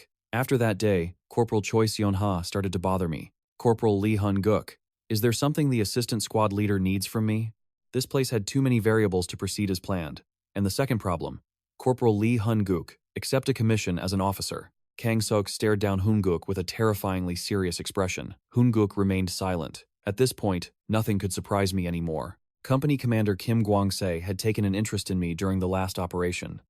His ambition was to create an ideal military culture, regardless of rank. Inside, Hunguk was screaming, "Why do you keep trying to make me do things I don't want to?" Outwardly, he replied flatly, "I'll think about it during my leave." 3 weeks later, the weather on his first day of leave was perfect. A brilliant light flashed from inside a restroom stall. A system notification appeared. "Congratulations. You have satisfied a special condition and acquired a new skill. Skill information. Skill name. Flame grade D. Effect 1. Metal furnace. Increases metal absorption speed by 50% to 250%. The higher the furnace's efficiency, the greater the pain to the body. Effect 2. Metal breath. A portion of metal can be stored in the subspace and released, dealing massive damage. 3 kilograms per use. If hidden conditions are met, the skill's rank will increase." Hunguk sat slumped in the stall. "Now I'll digest everything faster. No more hugging the toilet for hours." He changed his clothes and stared at his reflection. "The next confrontation with those monsters will be even harder. I have to be more careful." A memory surfaced in his mind. "What do you mean? Are you abandoning Gasuun?" A mob of cameras was pointed at a military official. "The military and the government. Please clarify your position. Are you just going to leave the people in Gasuun to die?" The official could only bow his head in silence amidst the reporter's criticism. "Save me. Let go. Please, save us." The desperate pleas of the people from Gasuun were burned into Hunguk's memory. He continued his thoughts. "If I'm not careful, I could die just like them. I have to use this leave to prepare for everything. This is my chance to change the future." Hunguk stepped out of the building with an aura of pure confidence. But then, a familiar voice reached his ears. "Ah, it's been a while since I got a break. Man, military life is exhausting." It was Corporal Choi Seon-ha. "What are the odds?" Choi Seon-ha and Hunguk instantly recognized each other. "Lee Hunguk, you got a light?" Assistant Squad Leader Choi Seon-ha was smoking by the side of the road. From her expression, it was clear this wasn't her first time. In that moment, this shocking image of Choi Seon-ha was burned into Lee Hunguk's mind. As they both realized their true selves had been exposed, the atmosphere became strangely silent. A short while later, on a train speeding towards its destination, like your ex moving on, inside, Choi Seon-ha and Lee Hunguk were still awkward about the earlier encounter. They were trapped in a land of silence. Both of them wanted to say something to break the tension. It seemed Choi Seon-ha would be the first to speak. She glanced at Lee Hunguk, putting on a bright smile. She waved her hand and asked Hunguk if it had been a long time since his last vacation. "Your parents must be so happy to see you." Lee Hunguk's face became serious. "My parents are gone. They passed away when I was very young." This left Choi Seon-ha stunned into silence. Her heart ached, finally understanding Lee Hunguk's family situation. Lee Hunguk glanced at her. Seeing her guilty expression, he quickly smiled to reassure her. "It's okay. It was lonely and difficult when I was a kid, but after I grew up, I found people who are like family to me." Choi Seon-ha asked curiously, "Who are these people that are like family?" The story flashes back to the past. "Captain, Iron-Blooded Emperor, we're waiting for you." Everyone he cared about was looking toward him. Lee Hunguk wondered, are they just colleagues? Or are they comrades in arms? Thinking this, he gazed out the window and let out a small smile. Comrades, that feels right. Finally, the train to Yeongdongpo arrived at the station. Looking at this place, Lee Hunguk reminded himself, 4 days and 3 nights. During this short break, I must fully prepare for the future. And the first thing he needed to prepare was money. Looking at a billboard, Lee Hunguk fell into deep thought. Player support. Those words made Lee Hunguk's expression darken. And then there's Gordon Br, a man with a net worth in the trillions, whose dirty money flows through the underworld to bribe high-ranking officials and players, letting him corner the market on rare items. Slowly but surely, he's taking control of everything. But I have my own reasons for selling my soul. For a demon, money is everything. While he couldn't earn on the level of Gordon Pressy, he had to ensure he stayed out of their twisted game. He knew his own finances were limited, but he held a trump card: knowledge of the future. He knew every major event, every opportunity to make a fortune. All he needed was to invest early. With a head start, even a small amount of capital could multiply exponentially. For that, he needed someone absolutely loyal, someone who would never betray his trust. He needed a person who honored every promise, no matter how small. As Lee Hunguk approached his destination, he heard the sound of a fiery argument. "Are you crazy? Don't make me come out there and beat you." It was a clash between two brothers. Wu-chun, you know as well as I do, you barely get any commission requests.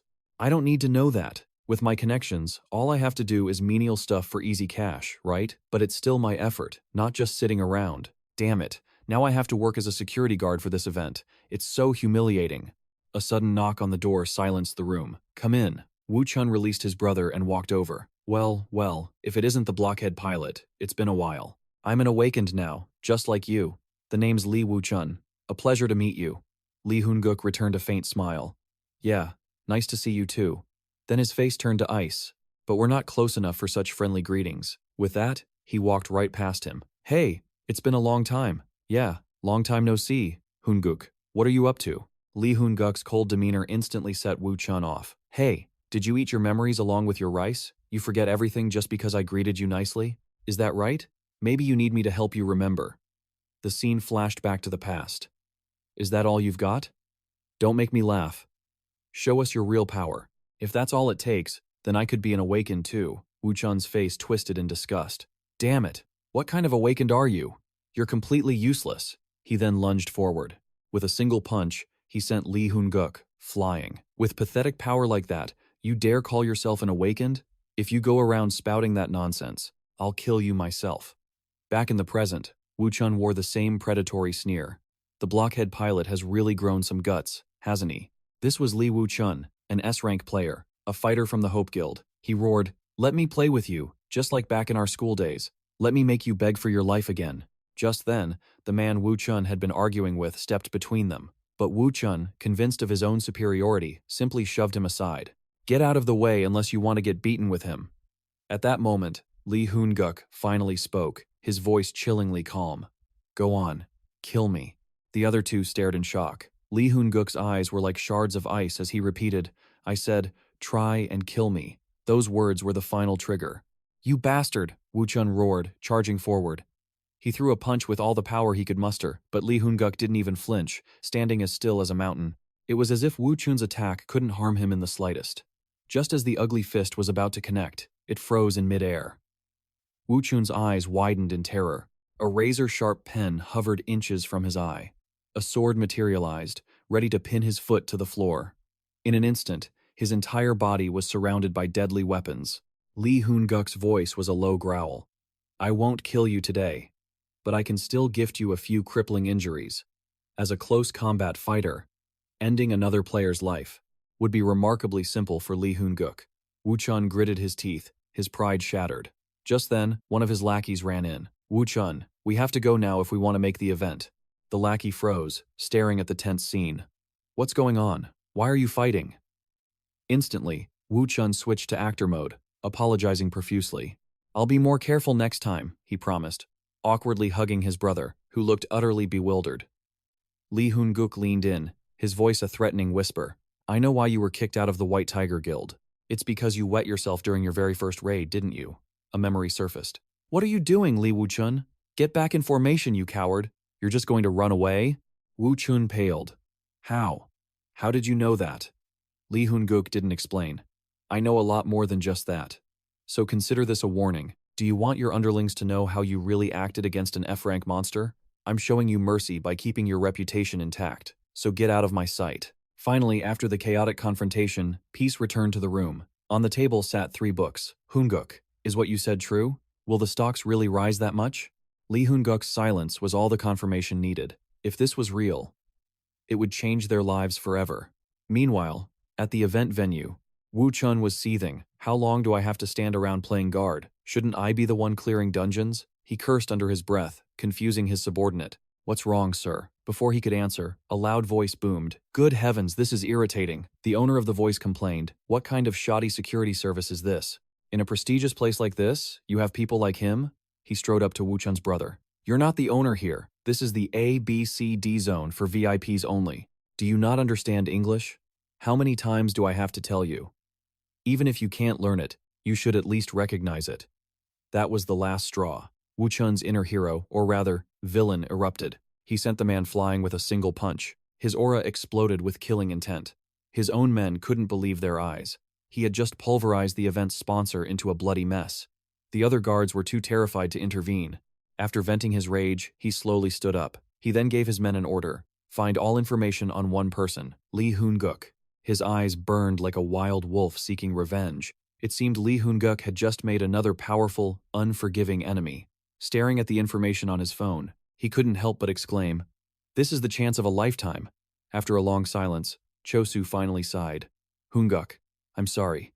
But, hearing that, Hoon-guk wasn't surprised. He knew this reaction was normal. After all, if someone suddenly said they could make you enough money to change your life, who would possibly believe them? But then, Park Chosu looked at the detailed information again. "You have all of this, and you're just giving it to me?" A smile formed on Hoon-guk's face. He slid his own bank book across the table. "I'm entrusting you with everything I have. Please, invest it for me. 20 million won. It wasn't a huge sum, but it was the entire inheritance his parents had left him. For Park Chosu, the weight of that trust was immense. You really believe in me that much? Thank you." He remembered a time long ago, when Hoon-guk was at his lowest. Park Chosu had placed a comforting hand on his shoulder. "Hoon-guk, no one is truly incompetent. The talent that gets used in this era is what people call an ability. Don't blame yourself. A day will come when our abilities are recognized. Let's keep fighting." Hoon-guk thought to himself. This was an investment that was guaranteed to pay off. I need to repay him. The only one who showed me warmth and kindness back when I thought I was worthless. He helped me so much. In the future, humanity will discover the existence of other worlds and begin a dialogue. With the technology gained from these exchanges, the war against the dungeon gates will enter a new era. Their advanced engineering is essential to stop the gate explosions and the monster waves to come. To achieve this, humanity must learn from these otherworldly visitors. And for that, I need the help of experts. Hyung-guk pointed to a magic stone. "How much for this one?" he asked the owner. The old man simply replied, "How much are you offering?" This was the blacksmith's alley in Yongdeungpo. This is my second preparation for the future, Hyung-guk thought. He stepped into a specific shop. "Hello," he said. The owner, startled, turned for a moment before focusing back on his work. "I only sell what's on display," he grumbled. "If you can't find it here, try another shop." This man was none other than the master blacksmith, Kang Yi-gudiok, who was kicked out of the Blacksmiths Guild for his fiery temper and was now struggling, financially. Faced with the blacksmith's gruff attitude, Hyung-guk was taken aback for a second. "Ah, yes, still," he thought. "Investing in this man is worth it." Then his eyes fell on what the blacksmith was forging, and he couldn't help but gasp. It was a spear made of orichalcum. Though its form was still crude, it would one day become the weapon that pierces the heart of the dragon. Terra's, the dragon-slaying spear. So this is it, he realized. The birthplace of the world's first legendary great equipment was this rundown forge. Just then, a girl walked in. "Oh? Is there a customer?" Hearing her voice, Yigudok angrily yelled, "Hey, brat, what customer? There's no customer here." The girl, unfazed, shot right back at him. "You say that every day, so why are you yelling at me?" Hyung-guk recognized her and smiled. "It's been a while, my old comrade. The renowned future blacksmith, Kang Bo-bae. 4 years from now, after Kang Yi-gudiok's passing, she would inherit all of his skills and become a master blacksmith in her own right. But for now, she was seriously sizing up Hyung-guk's gear. A 150,000 G trench coat, 160,000 G high-top boots. Finally, she couldn't hold it in. "Oh my gosh, this isn't just a customer, he's a VIP. Please, tell me what you're looking for." Hyung-guk couldn't help but chuckle. Her eyes light up at the sight of money. A true dwarf at heart. "Well, I've managed to get your attention," he thought. "Now I can finally make my request." Bo-bae was already shouting with glee. "The total comes to 18 million won. This isn't just a customer, he's our Lord and Savior." But Kang Yi-gudiok frowned. "I can tell you're not a mage," he said suspiciously. "So why are you buying toxic, unrefined magic metals and mithril alloy stones? Are you trying to launder money?" But Bo-bae, already won over by the cash, immediately jumped to his defense. "Don't say that. I'm sure he has a use for it." The old man just sighed. "Fine." Hyung-guk turned to leave. "I'll see you again soon. Please visit us often," she called out. "I'm sorry," Hyung-guk thought. "Unlike our other comrades, I have to drag you onto the battlefield once more." But Bo-bae knew nothing of this, simply bowing deeply to a valuable customer. "Please come again." This time, Hyung-guk made a silent vow. "I will definitely protect you." Night fell, a darkness that mirrored the doom that would soon engulf all of humanity. Hyung-guk steeled himself in his room. "Before this break ends, I need to increase my control over metal's weight. By doing that, I can raise my poison resistance through the absorption of toxic items. A system window appeared. Absorbing toxic metal. Time remaining, 19 seconds. You have successfully absorbed the toxic metal. After absorption, your poison resistance will increase by a small amount. Normally, this would take forever, Hyungkook mused. But now, I have the breath of the forge inside me. The system updated. Skill. Breath of the forge activated. Because the furnace is active, metal absorption efficiency has skyrocketed by 250%. Warning. Accompanied by intense pain. Hyungkook's eyes shot open as veins bulged across his body. The agonizing pain was matched by the constant ping of the system notifications, forcing him to scream, "Shut up, I know." He grit his teeth. "I don't have much time. I have to get to Gasan Station before the incident. I have to absorb all of this. Endure it, Lee Hyungkook." 2 days later, a thug pointed towards Hyungkook's house. "Boss, this is the place. The punk hasn't shown his face for 2 days. Just then, Hyungkook's system chimed. "Warning, you have been exposed to various toxins. Initiating Phase 2 of toxin resistance. 81% complete. You have absorbed all required metals. Current. Controllable metal weight, 17.49 grams. Metal detection has increased. Can now detect 500 grams of metal up to 135 meters away." He had absorbed it all. Phase 2 of toxin resistance was easier than I thought, he mused. And this weight is enough to control about 6 daggers. Suddenly, the system's voice echoed again. "Congratulations, you have succeeded in your first potential breakthrough and acquired a special skill. Skill information, metal shatter, rank, D, effect. Focuses mana to destroy a certain amount of metal. Mana consumption depends on the amount of metal targeted. A skill that destroys metal itself." Hyungkook thought with a grim smile. "This skill can disarm my enemies. With this alone, I can shatter anyone's defense." At that moment, Hyungkook sensed danger. He frowned, looking toward his front door. Just as he expected, the door was smashed open by a crazed thug who swaggered in. So the little rat isn't surprised to see me. "What?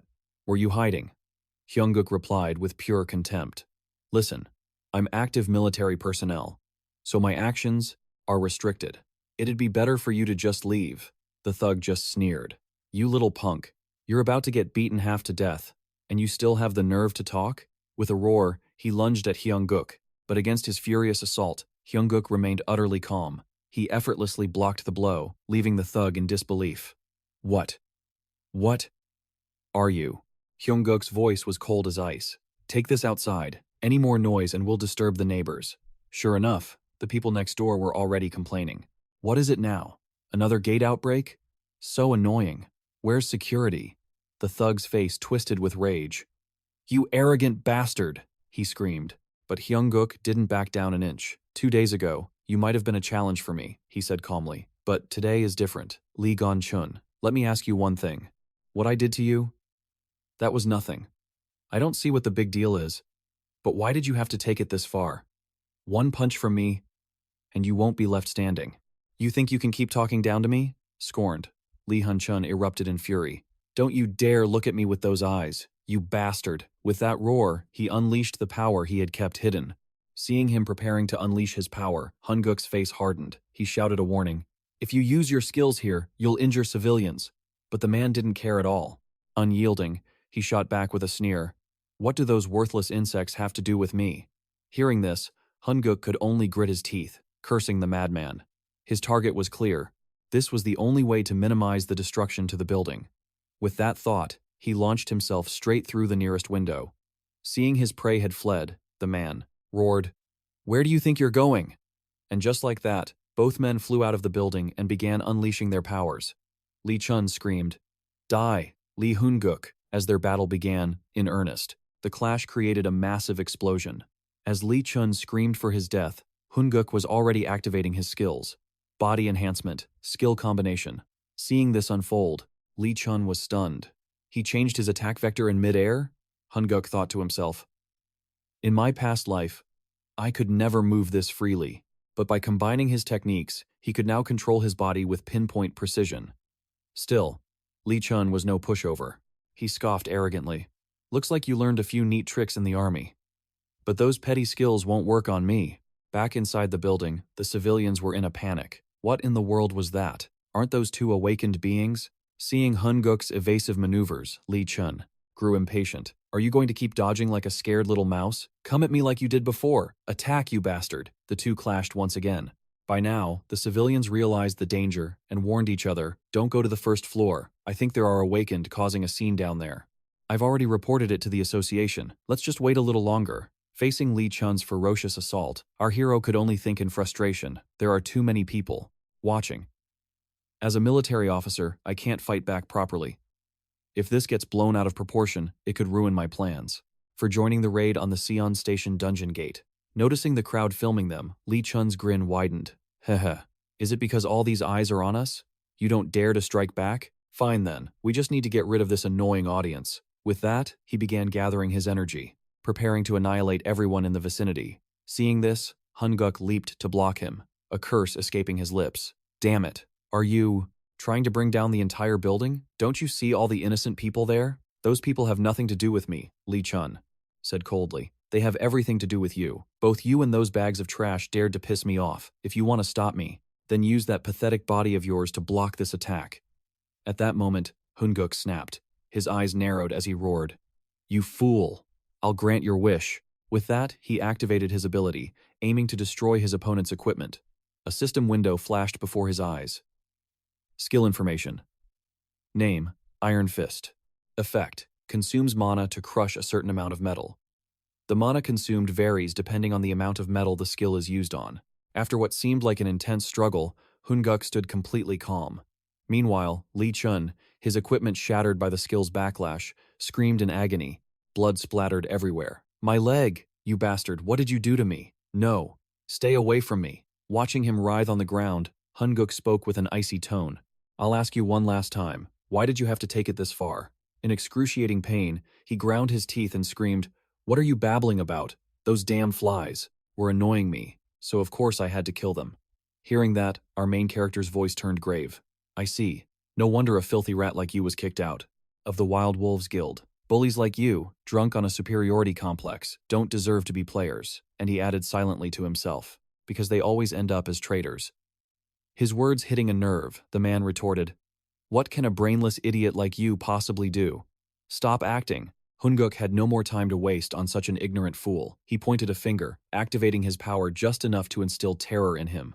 Li Chun, don't you ever appear before me again. If you do, I'll make sure you lose both of your legs. Faced with this overwhelming pressure, the man was left, utterly speechless. Hunguk warned him one last time.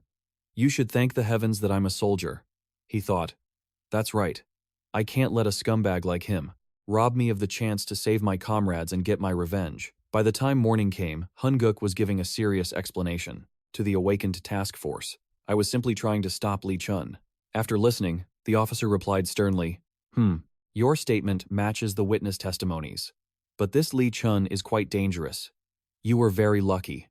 Ever since I became an officer, this is the first time I've seen a low-ranker fight a higher ranker and come out without a single scratch.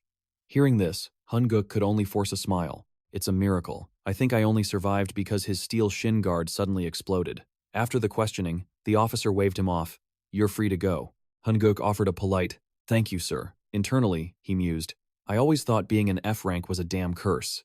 But I never expected it to help me avoid suspicion from everyone around me. At that moment, an assistant brought new information to the captain.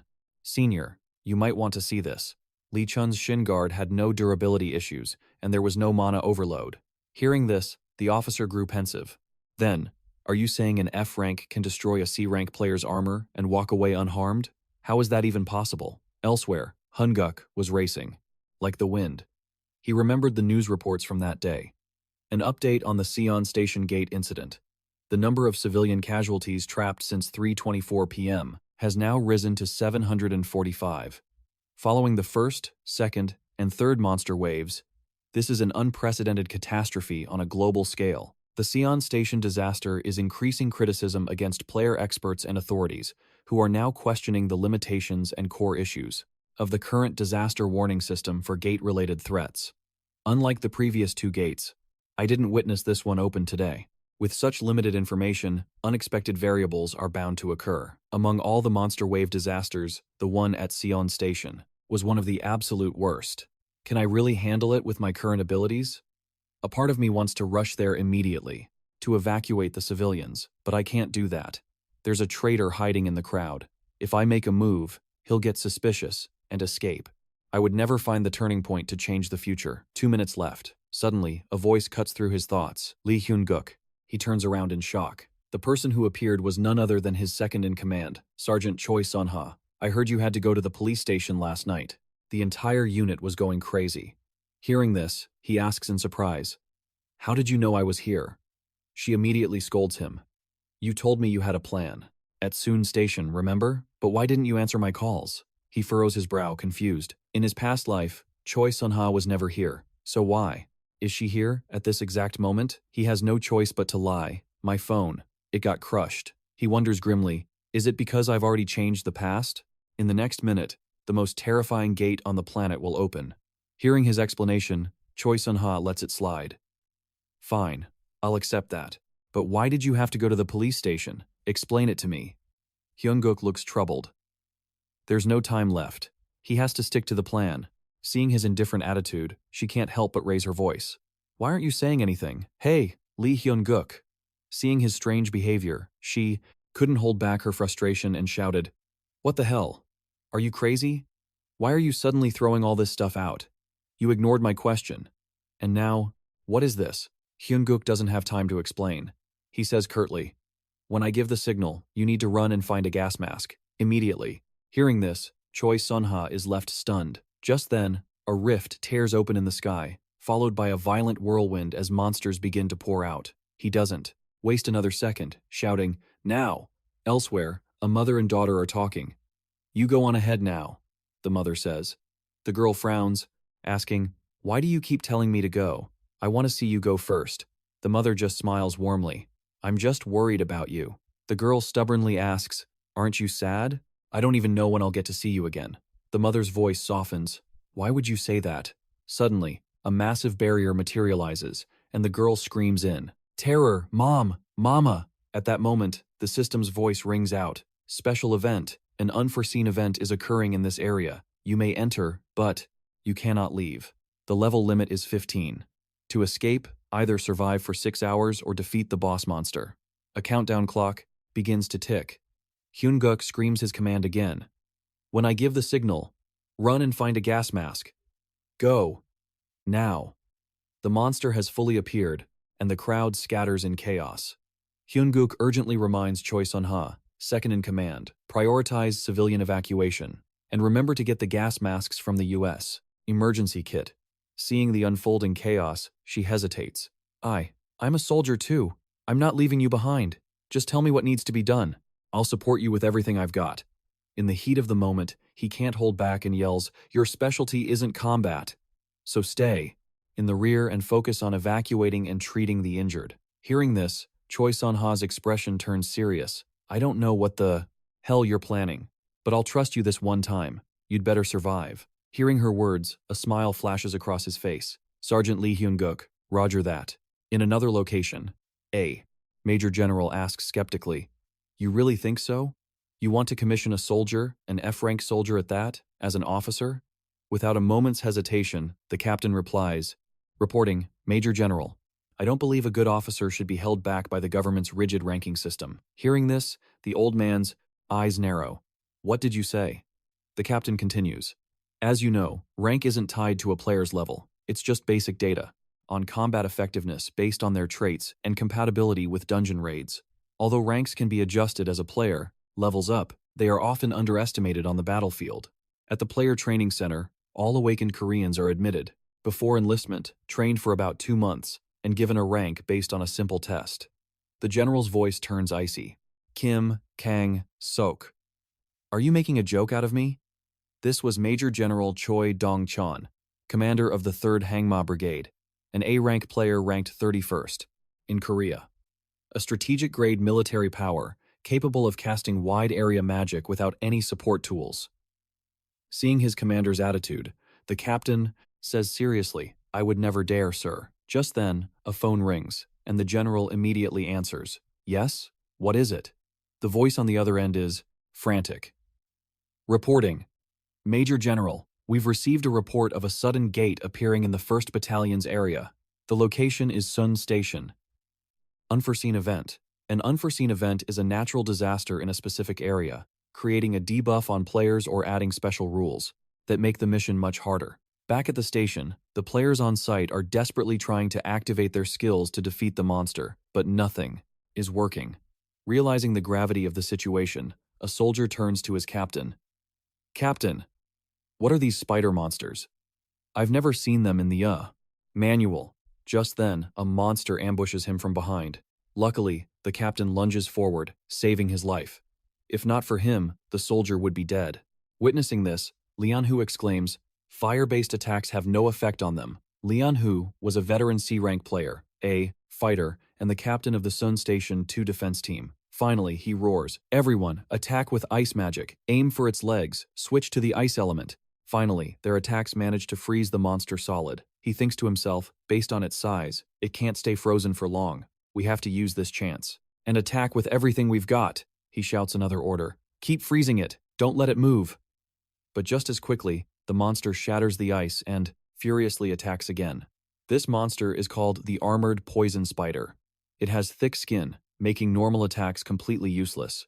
At that very moment, Hyunguk wonders, "Am I strong enough to handle this?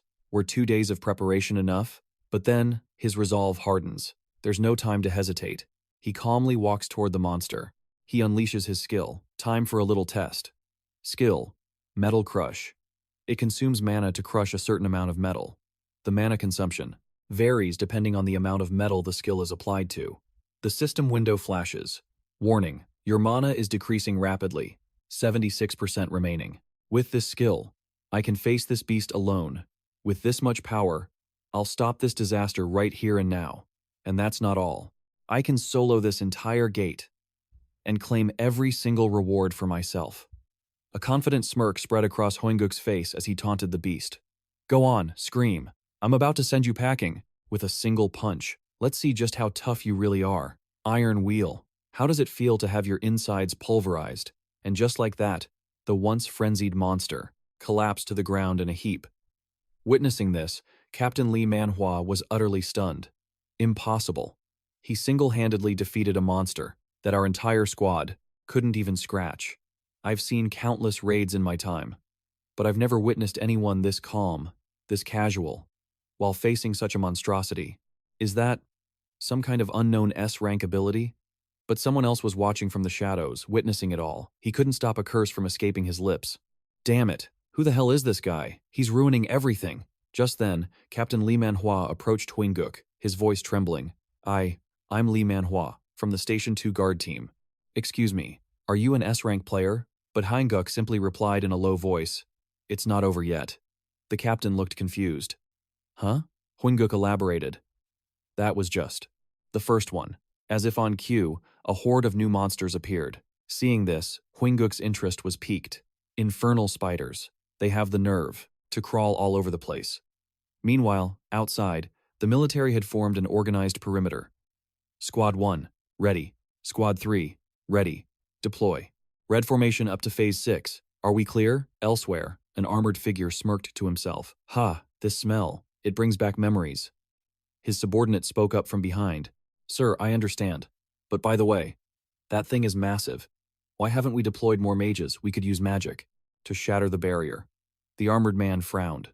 "No, this isn't magic. This is a law of the system. You can't break its laws unless the entire system itself collapses. The only thing we can do is wait for the timer to run out." Just then, a system notification echoed in the air. Special event. An unfortunate incident is currently underway. Entry is possible, but exit is restricted. Level requirement: level 15 and below. To escape, survive for 6 hours, or defeat the final boss. Kim Kang-suk's expression turned grim. How many players under level 15 does the Cheonghwa Guild have here? After all, he was Lieutenant Colonel Kim Kang-suk, a B-rank player and commander of the Monster Response Battalion. The woman beside him was just as impressive. She was Henna, the A-rank head of strategy for the Soon Ramhwa Guild. She turned to him, her brow furrowed. "Has anything like this ever happened in Cheong'un before? And you're really sending a rescue team in?" "They'll be slaughtered." He frowned deeply. Over 800 civilians are trapped in there. If we prioritize the lives of our soldiers over theirs, then what's the point of our existence? Besides, there's someone very reliable inside. Back in the station, Huinguk was unleashing his full power. Iron wheel, reinforce, iron restraint. With a flurry of skills, he hammered the monster. But even his strength wasn't enough to finish it in one go. Instantly, he turned and commanded the soldiers behind him. "Do it like before, freeze it now!" Li Hanmu responded with grim determination. "Understood. Fire." And just like that, they all unleashed their skills, directing a torrent of ice at the beast. The battle raged on, growing more ferocious by the second. "Iron restraint," Huinguk roared. "You disgusting beast. You picked the wrong opponent. I'm the one you should be fighting. Iron restraint. Iron wheel." A cold smirk played on his lips as he taunted it. "Awake yet? Why don't you take your little friends and go back to sleep?" Just then, another system message appeared. "Warning. Your mana is rapidly decreasing. 63% remaining. Iron grind. Warning. Your mana is rapidly decreasing. 39% remaining." Watching Huinguk's relentless assault, the figure in the shadows was silently analyzing the entire situation. A player of that caliber can't just be riding the subway by coincidence. Why would someone like him be at Seun Station? Damn it, it's all ruined. I can't believe it. I failed my very first mission. The system's voice echoed in his mind. Attack mission. Target missed. Awaiting poison-armored spiders to nest at Seon Station Gate 1. Status. Failed.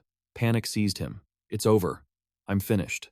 After a fierce battle, the civilians were finally evacuated to safety. Manhwa's voice was stern. The first wave appears to be over. All soldiers, assemble now. Thank you. We were too weak. We couldn't stop the initial assault. You must be a high ranker. We're grateful for your help.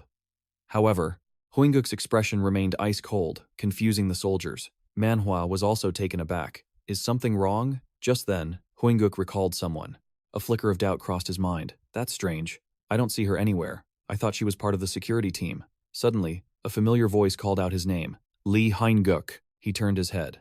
Ah, that's right. Sergeant Choi Sonha, Corporal Li Huinguk, Vice Platoon Leader. Have the civilians been evacuated? Witnessing this exchange, Li Manhwa stood there, dumbfounded. What? Who gives orders to an S-rank player like that? And the militia is already here? Choi Seon-ha replied. The spiders were enormous. We had to split the civilians into smaller groups. We evacuated them one by one into a room with a narrow corridor. Fortunately, there were no serious injuries. But, did they really break through? Report everything to Squad 6, now. Finally, Li Manhwa couldn't hold back his curiosity any longer and asked, Excuse me, sir. What is your rank? Huinguk ignored the question completely. Asterisk. I don't have time for this. Asterisk. He thought to himself. Outside, Kim Baek was issuing orders to his troops. I am appointing First Lieutenant Lee Myung-hee as the field commander for the Seun Station rescue operation. The lieutenant heard the command and froze for a second, but quickly snapped to attention. Platoon, 2 leader, understood. Commander. Kim Baek's voice was grave. Listen closely. I regret having to send members of lower-ranked units into that hell. But the lives of innocent civilians are in your hands. Protect them, as is your duty. As soldiers, is that understood? In perfect unison, they roared, Yes, Commander. Then, Kim Baek added a special instruction. And Platoon 2's leader, after the operation begins, once you rendezvous with Corporal Li Huinguk, you are to coordinate all actions based on his judgment. The lieutenant was stunned.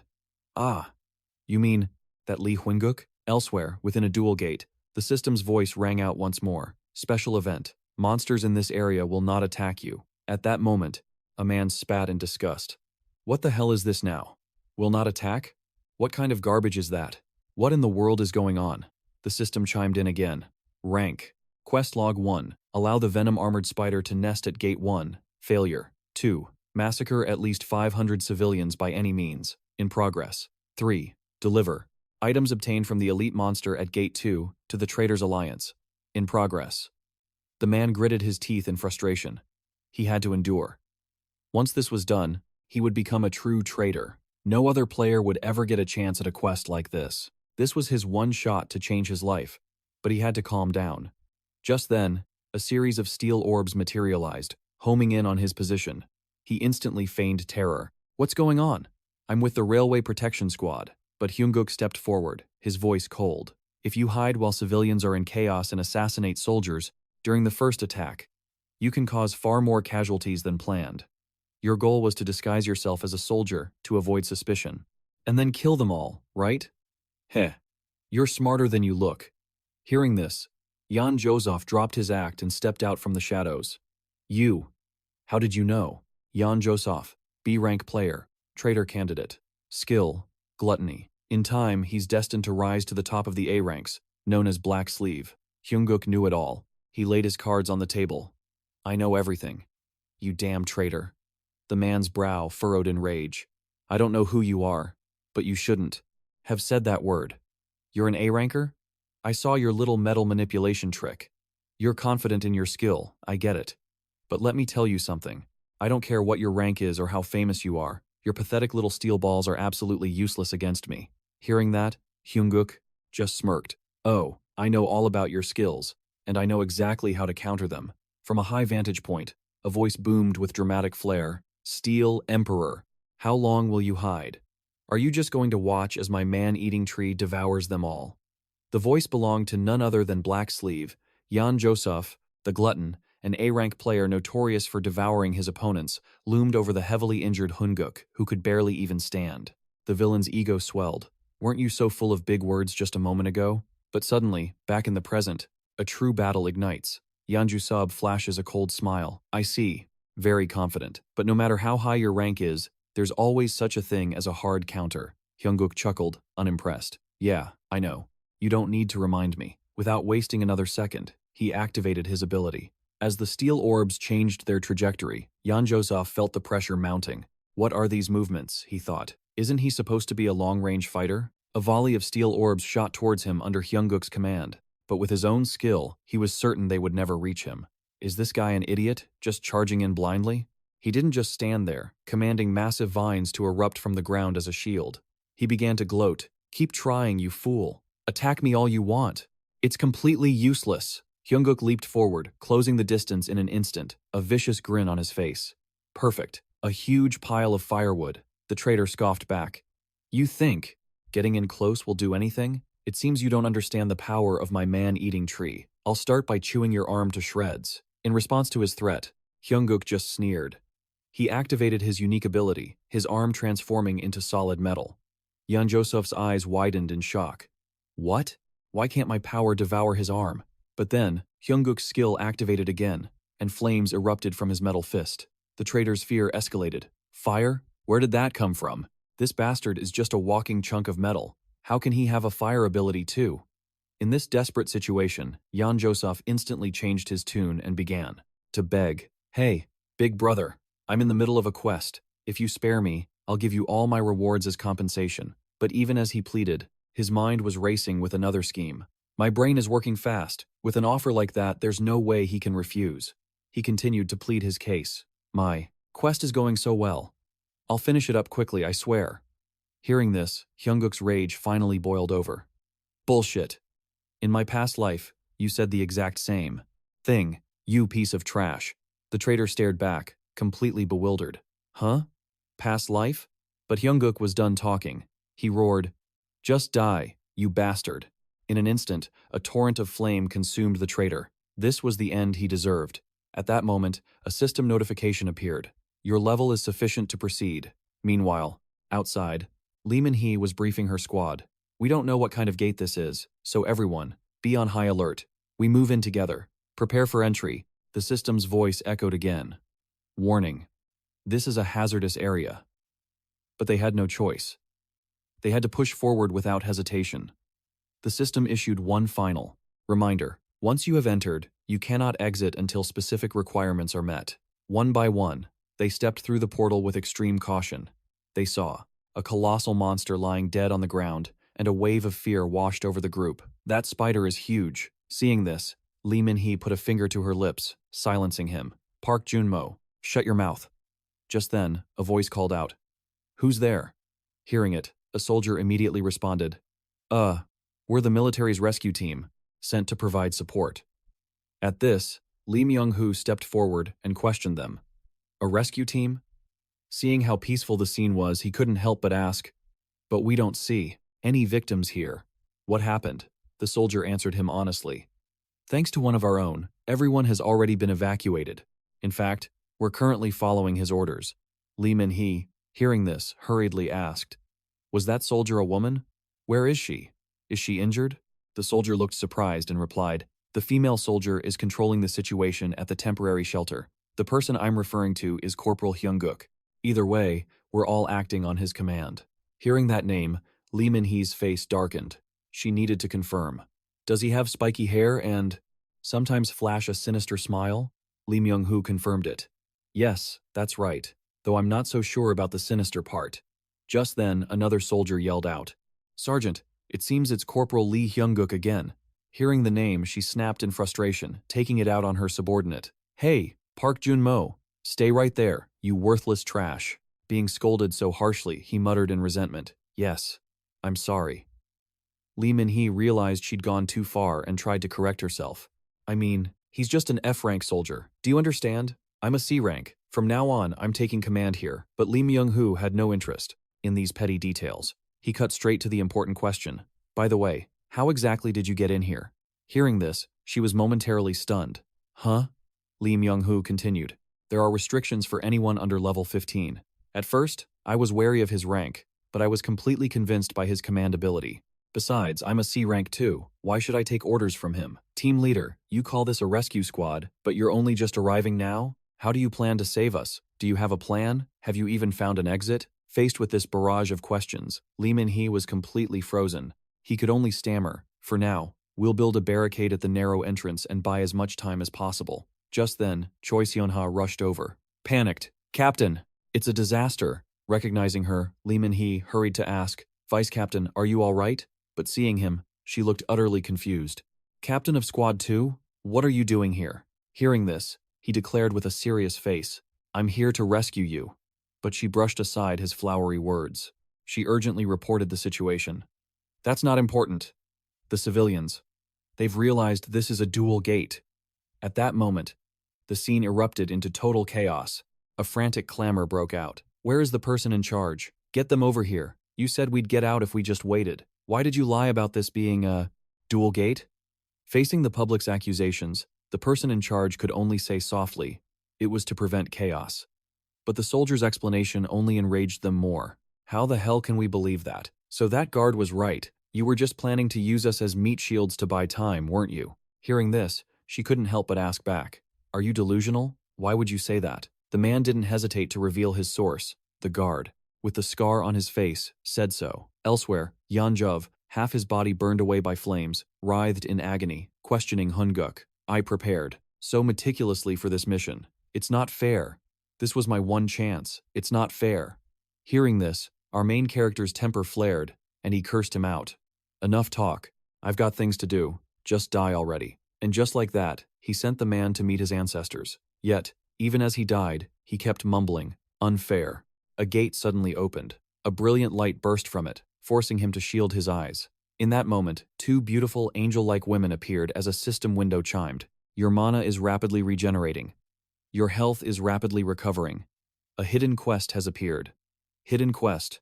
The one who brings the light. Become the dawn for the entire world. You have stopped the traitor's plot against humanity. You have received the opportunity to become a guardian of mankind. This quest will make you the light of the world. Do you accept this quest? Yes or no?"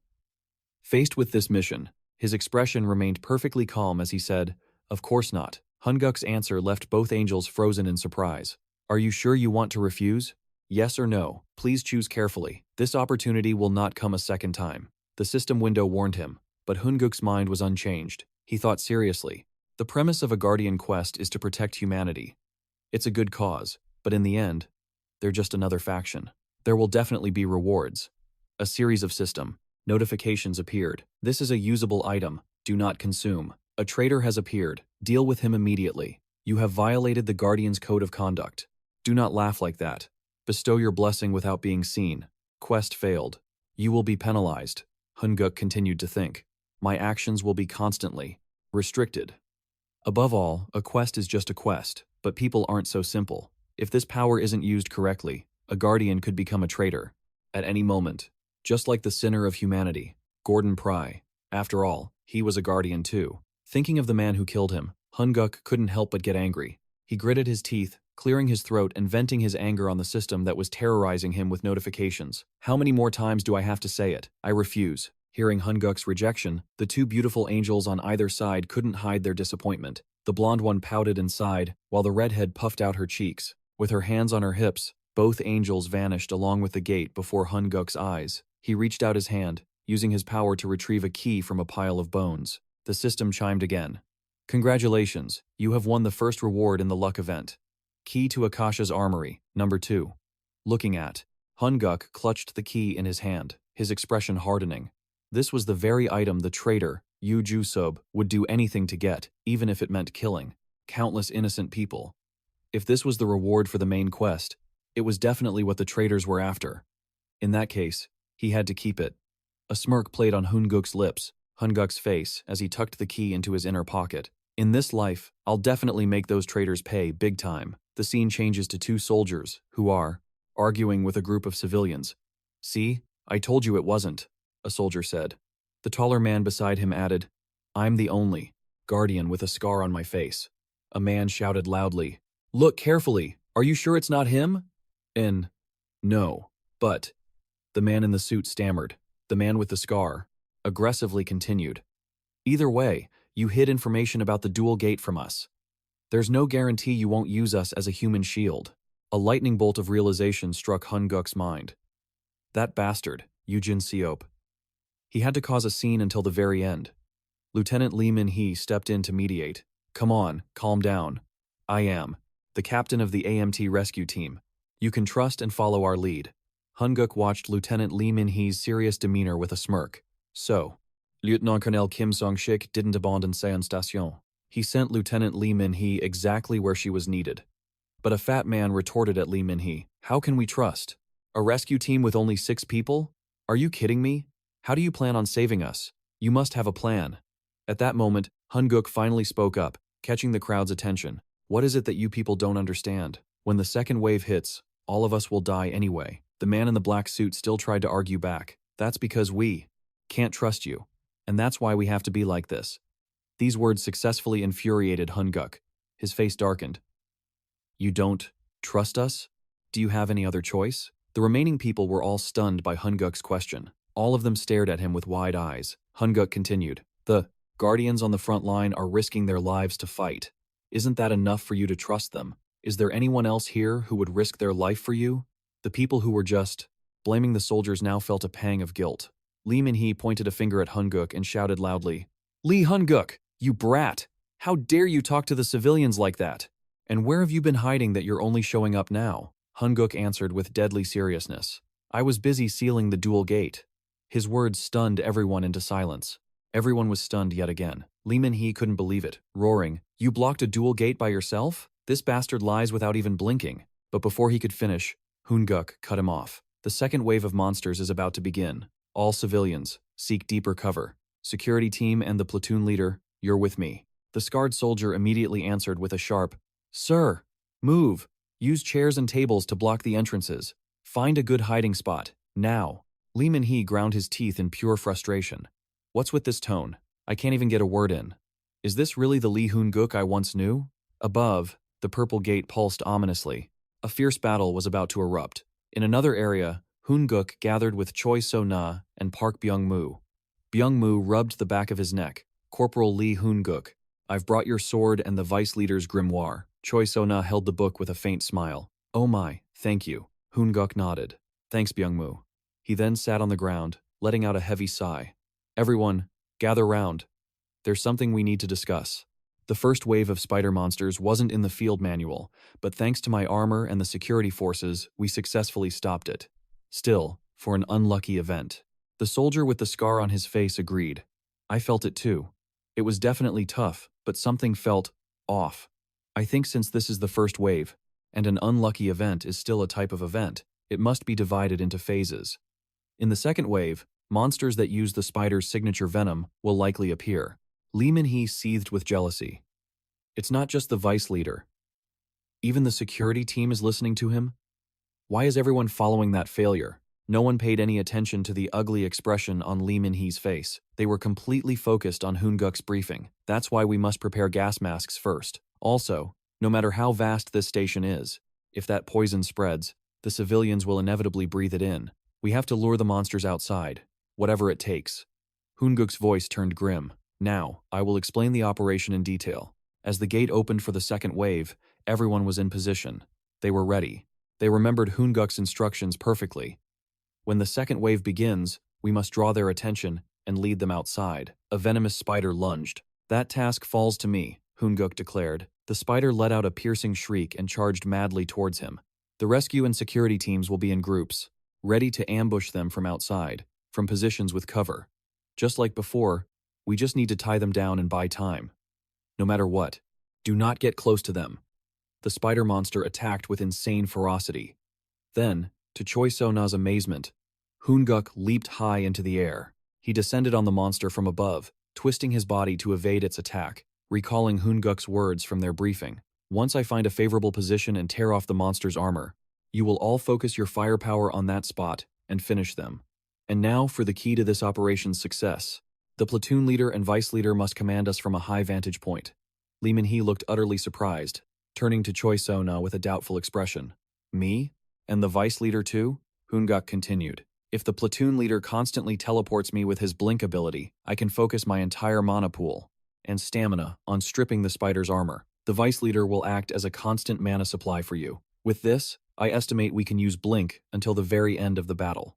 Above all, the only person capable of spotting and handling risks for each team is you, platoon leader.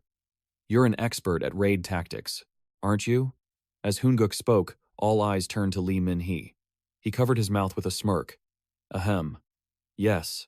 With this strategy, I believe, we can overcome this wave without suffering heavy losses. Hoon-guk smiled confidently. Yes. Then, we're counting on you, platoon leader. No. Rescue team captain. Hoon-guk thought to himself, that's right. With a level 15, C-rank blinker, this operation will be a piece of cake. As everyone assumed their battle stances, the gate opened once more. Hoon-guk gave a final warning. The second wave is starting. Everyone, get ready. A system message appeared. Event in progress. An unlucky event is occurring in this area. You can enter, but you cannot leave. Level entry restriction. Level 15. Survive for 6 hours or defeat the boss monster to escape. From the gate, monsters began to appear. A spider monster landed with a ground-shaking thud. A battle-hungry grin spread across Hoon-guk's face. Come on. Bring it on. Our plan is perfect. The system then displayed another message. Survive 6 hours, or defeat the boss monster to escape. That message sent a shiver down his spine. A boss monster? No, it can't be. This isn't supposed to happen. To Hoon-guk's horror, a boss monster emerged, one with a disturbingly humanoid appearance, standing on 2 legs. A system message flashed. The boss monster has appeared. Defeat it. In Hoon-guk's mind, only a few words echoed. The future has changed. He then roared, everyone, run. Following the massive tremor, a new figure appeared. A superclass monster of immense size. The notification board flashed, boss monster has appeared. Lee Hoon-guk was utterly bewildered, whispering, a boss? No, it can't be. How did this happen? This beast was many times larger and more immense than the one from his memories of the future. The notification board continued its display. Defeat the boss monster. Lee Hoon-guk screamed an order. Everyone, run. At that moment, his thoughts raced. It's changed. The future has returned to a new path. At this point, everyone was completely bewildered and confused. One person thought, what the hell is this? I need to grasp the situation. The boss monster turned its head and glared at them. Then, it began to let out a series of deafening roars. It was then that Lee Hoon-guk began to think and analyze. From what he remembered, the boss monster should have appeared after the second wave. He observed his surroundings and thought, this is wrong. Could it be the future changed because of me? At that moment, everyone around him had to cover their ears from the creature's roar. The sound it emitted was incredibly unsettling for everyone. This only made Lee Hoon-guk more frustrated and angry. It was me, he thought. Right after that, the Overlord beast began to launch an attack. After this blow landed, the rocks and earth beneath its feet all shattered and cracked. Lee Hoon-guk didn't wait any longer and immediately chanted a spell to counterattack, thinking, I have to act now. If I don't stop it, everything will be destroyed. As he cast the spell on the beast, he thought of its name, Fist-Breaking Charm. At that moment, the notification board lit up. A warning flashed, stating that his energy was continuously decreasing. 72% of his energy remained. After launching the counterattack, it seemed it still wasn't powerful enough. He strikes back at the beast, but a system window flashes before him. It warns that his iron fist has failed. The monster's metallic shell is far stronger than his attack. Lee Hyung-guk is stunned. My iron fist had no effect? Instantly, the monster prepares to retaliate with overwhelming force. It smashes into him with a brutal body slam, followed by a vicious combo of metal-type skills.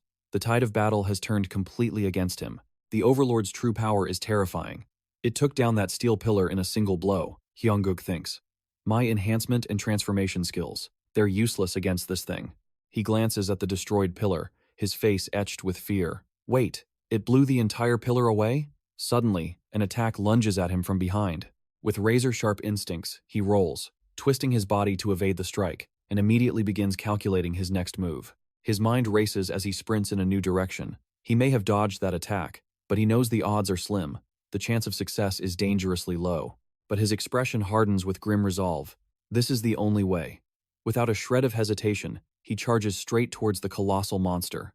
A nearby teammate sees this and screams, "Hey, what is that madman doing? Hyung-guk, stick to the plan and lure it outside."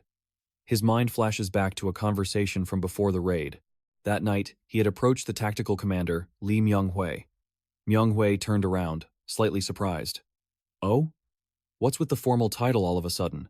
Hyung-guk walked closer and said, "Thanks to your skills, everyone made it out safely." Myung-hwae wondered internally, "Is that the only reason I'm the commander?" He turned back and replied, "That's just what my command experience tells me to do." A small smile formed on Hyung-guk's face. "I'm glad to have a partner like you. I wasn't bluffing when I said I remembered all the strategies." Lee Myung-hwae scoffed, touching a thumb to his forehead. "You think tactics from a book are the same as a real battle? I have to memorize every single one and wait for the perfect moment to use it," he continued, explaining that to overcome the limits of a skill, like his flash step, requires meticulous calculation to use it at the right time and place. A sudden realization dawned on Hyung-guk. "You mean everything?" Lee Myung-hwae's voice grew serious and loud. "Every single strategy is the result of relentless effort and a desperate struggle for survival." Back in the present, the teammate watches with growing anxiety. What on earth is he planning? But Hyung-guk continues fighting, executing a strategy known only to him. A system window appears. Warning. Energy levels rapidly decreasing. Remaining energy, 45%. As he fights, he thinks of Lieutenant Lee Myung-hwae and his profound tactical knowledge. The system alert flashes once more. Energy levels critical. Remaining energy, 32%. Hyung-guk is struggling, but a single thought echoes in his mind. He'll know. He'll understand what I'm doing. Just then, a support pillar begins to crack, drawing everyone's attention. The teammate sees it, and a shocking realization hits him. That kid, he's not just dodging. He's baiting the boss into attacking all the support pillars, but even if he collapses all of them, the thought stops him cold. He's insane. Could it be? He turns to Choi Seon-ha. "Vice Captain, listen. I need you to pour as much energy into me as you possibly can." She looks at him, confused. "For what?" "I'm going to create the largest flash step I'm capable of," he explains. All the while, Hyung-guk pushes forward with his desperate plan. He looks at the last standing pillar. The final one. "Please, just hold out a little longer."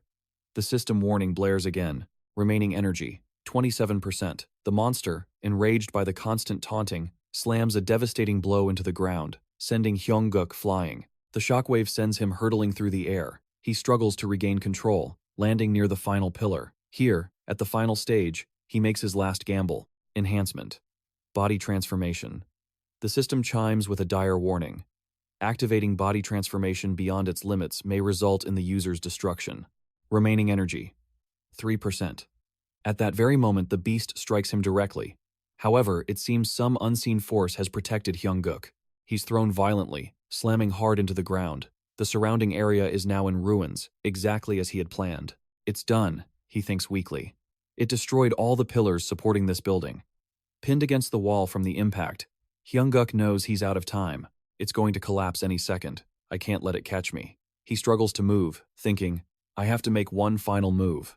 Just then, his teammate appears. Magic crackles in his hands as he screams, Hyung-guk, you madman, Get out of there now.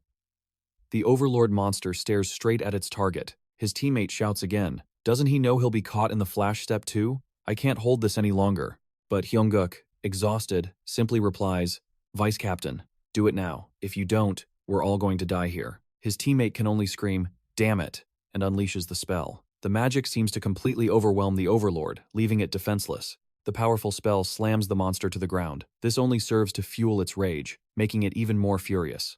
But the beast has been successfully pinned down. Hyung-guk manages a satisfied smile. I knew it. I knew you could do it. In the next instant, the entire building collapses. Seeing Hyung-guk still inside, his teammate's voice trembles. Lee Hyung-guk, you bastard. Beside him, Choi Seon-ha watches in absolute horror, her eyes wide with shock. Hyung-guk. Before them lies a battlefield littered with the bodies of their fallen comrades. We've lost too many, Hyung-guk says, his voice filled with pain. Do I even have the right to be a leader? Seo Eun-ha looks at him with a deep contemplative gaze. Then she calls out his name. Lee Hyung-guk, you pathetic fool. Are you going to keep spouting such weak words? The right to lead? Who decides that? Do you still not believe in yourself? Hyung-guk turns away, unable to answer. In that moment, a monster ambushes him, knocking him back. System warning, remaining mana at 30%. I'm sorry, everyone, he whispers, and leaps off the edge of a chasm. But Choi Seon-ha's voice cuts through the air. Hyung-guk. He freezes, startled, and looks back at her. For a long moment, their eyes meet. Then she smiles gently. Don't try to carry everything by yourself. When you feel anxious, look into the eyes of the people around you, the ones who believe in you. As they watched in horror, a deadly barrage of stones rained down. Lee Hyung-guk, his face covered in blood, glared forward. On one side, two teammates desperately tried to pull him to safety. One grabbed his arm, while the other poured all his energy into maintaining a barrier against the crushing rockslide. Finally, Lee Hyung-guk was dragged free, even as the earth continued to shatter from above. Without warning, a system window flashed before their eyes. A boss has appeared. Defeat the boss. Time remaining. 4 hours, 59 minutes, and 21 seconds. Captain, every media outlet is calling. They demand that we issue a statement on our measures against the newly appeared boss monster. Kim Kang-sok gritted his teeth. Get the head of strategic planning, Soon Kim Kang-sok, on the line now. If the director-in-chief soon handle this their way, people will say the head of the strategic bureau is just a second-rate amateur who can't handle a crisis. A woman's voice roared. She slammed her hand on the table. The same brothers in arms who swore to advance and retreat as one are now at each other's throats. Major Kim Kang-sok's hand tightened into a fist, his eyes burning with fury as he stared down Taran Yu. He shot her a venomous glare. Stop looking at me like that, Taran Yu snapped back, her patience wearing thin. I'll call for backup, you know. Just then, a call came through. Damn it, she muttered under her breath. Why does it always have to be these times freaks? The call was from someone nicknamed the Lazy One. The scene shifted back to the ruins, where buildings lay in utter devastation. Lee Hyung-guk. His teammates anxiously searched for him. Lee Hyung-guk, are you trying to get yourself killed? Choi Seon-ha yelled. I once thought I'd die here for sure. But the future has changed. Now. I can't even be sure how much of my knowledge is useful, or if it's all become completely worthless. Choi Seon-ha's eyes widened, taking in the apocalyptic scene. Private Park Anin clenched his jaw. What are we supposed to do now? Unable to hold back any longer, Park Anin grabbed Lee Hyung-guk by the collar. You arrogant bastard, he screamed. Who the hell do you think you are? What gives you the right to act so recklessly on your own? If he wasn't here, we'd all be dead. The foundation of all tactics is trust. Trusting your comrades, believing that your squad members will follow the plan. That's the only way any strategy can work. Do you really think running around like a lone wolf is good for anyone? Of course, it's absolutely not. Then, Choi Seon-ha forced a smile. Let me ask you this, he continued. Did you ever truly trust your teammates from the start? Sometimes, you just have to trust what you see, with your own eyes. Lee Hyung-guk replied, Trust? Squad leader. This isn't the time. Thank you, squad leader. Because of you, I now know what I must do. Private Park Anin stared, completely baffled. What are you talking about? Lee Hyung-guk continued, his voice firm. The boss will break out and attack everyone, but now, I've figured out a way to stop it. Park An-in realized his intention. This bastard, he's planning to run out there by himself again. We have to act tactically. First of all, even if you had a body of steel, Lee Hyung-guk cut him off. I will use a strategy perfectly suited for this situation, he declared. And this strategy requires every single one of us to work together. Then, with unyielding resolve in his eyes, and a fire burning in his soul, Lee Huingguk addressed his team. Now listen carefully. From this moment on, the key to conquering this boss is all of you. Below, a crowd was drawn to the chaos, their eyes fixed on the sky. This was Private First Class Park Jun-ho. News of the boss monster's appearance had spread like wildfire. What are you going to do to protect the people? Give us a statement on your response. The crowd roared. Park Jun-ho spoke calmly. To summarize the current rescue situation, additional information has now been confirmed. In response to this unfortunate event, a second rescue team has been dispatched. The reporters erupted in chaos. A second rescue team? You know a boss monster has appeared. If the soldiers are level 15 or below, you're sending in another low-level team? Is your plan to suppress a boss monster by sacrificing low-level soldiers? The boss monster was a beast of pure ferocity and rage. It relentlessly charged forward, demolishing buildings in its path with the massive horns on its head and a jaw of sharpened steel. It obliterated another structure. Everything in its path was reduced to rubble. The force of its destruction kicked up a massive gust of wind, forcing Lee Huingguk and Choi Sun-ha to brace themselves. The monster's power created a vortex, and a swirling circle of water materialized in the sky above. A teammate yelled in alarm. Defense team, lower the barrier, now. As the barrier dropped, the massive torrent of water crashed down directly onto the monster. It was slammed to the ground by the immense force, collapsing to its knees. At that moment, the support team unleashed their magic to block its path. Seizing the opportunity, Lee Huingguk roared, Park Hun-mo, detonate the lightning. On command, Park Hun-mo unleashed the blast. The explosion sent devastating jolts of electricity surging through the monster's body. The current wrapped around it as it clenched its teeth in agony. Park Hun-mo shouted, Sergeant Lee Huingguk, hold the line until the ice magic is ready. Lee Huingguk commanded. Suddenly, someone screamed, Everyone, watch out! In an instant, an invisible force crushed them. Everyone collapsed, clutching their throats. Park Hun-mo stumbled forward as the monster, freed from the trap, rose once more. Back at the press conference, the chaos continued. Are you really just throwing low-level soldiers at the boss monster? Are you sacrificing the city? Park Jun-ho's expression turned grim. This time, the second rescue team includes an S-rank player, the Sovereign King, Han Tae-san. He is the S-rank player ranked second in the nation and 9th internationally. On the battlefield, Han Tae-san spoke. You've all worked hard. A chilling aura emanated from him. Now that I'm here, you can leave the rest to me. This is the power of an S-rank player. He had finally appeared. The lazy tiger, Han Tae-san. Now that I'm on the scene, he said with a smirk, these pathetic monsters won't harm another soul. This national crisis ends now. Stay put. Han Tae-san. The S-rank player, known as the Sovereign King, ranked second in Korea and 9th in the world. The future had changed. Because of this, Lee Huingguk couldn't fully trust the information he possessed. He had decided to give up the reward and wait 5 hours. He never expected Han Tae-san to arrive at this exact moment. In his past life, Han Tae-san was an S-rank player with no level restrictions. The reason they could clear the dungeon was because he appeared at the very end. The reward from that unlucky event transformed him into an invincible warrior. He had obtained the artifact, Mana Marl's secret armor. But this time was different. At Han Tae-san's side, he stood ready to join the fray, but not before giving Lee Huingguk a stern warning. Know your place, and don't you dare touch my loot. Lee Huingguk simply scoffed. Thank you, Han Tae-san. Because of you, I don't have to give up the reward anymore. But if that was his favorite item, then in this game, Lee Huingguk would be the one in control. Han Tae-san barely exerted any effort fighting the beast. This was clearly a one-sided battle. He effortlessly parried the monster's blow, then sneered. Did you think you were the only one who knows how to fight? He taunted. I know how too. He channeled immense power into his fist. This explosive technique successfully made contact with the beast. An attack sends a body flying dozens of meters away. Not only that, the move unleashes a powerful shockwave, rattling everyone present. But when the monster emerges unharmed, its attacker looks on in disbelief. He had clearly underestimated this beast. He sneers, Well now, Monster-chan. You've finally succeeded in getting my full attention.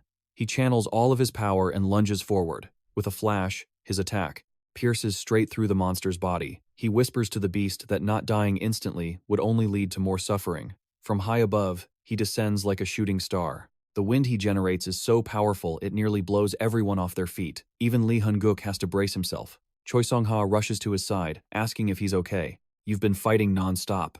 And I've already transferred so much mana to you.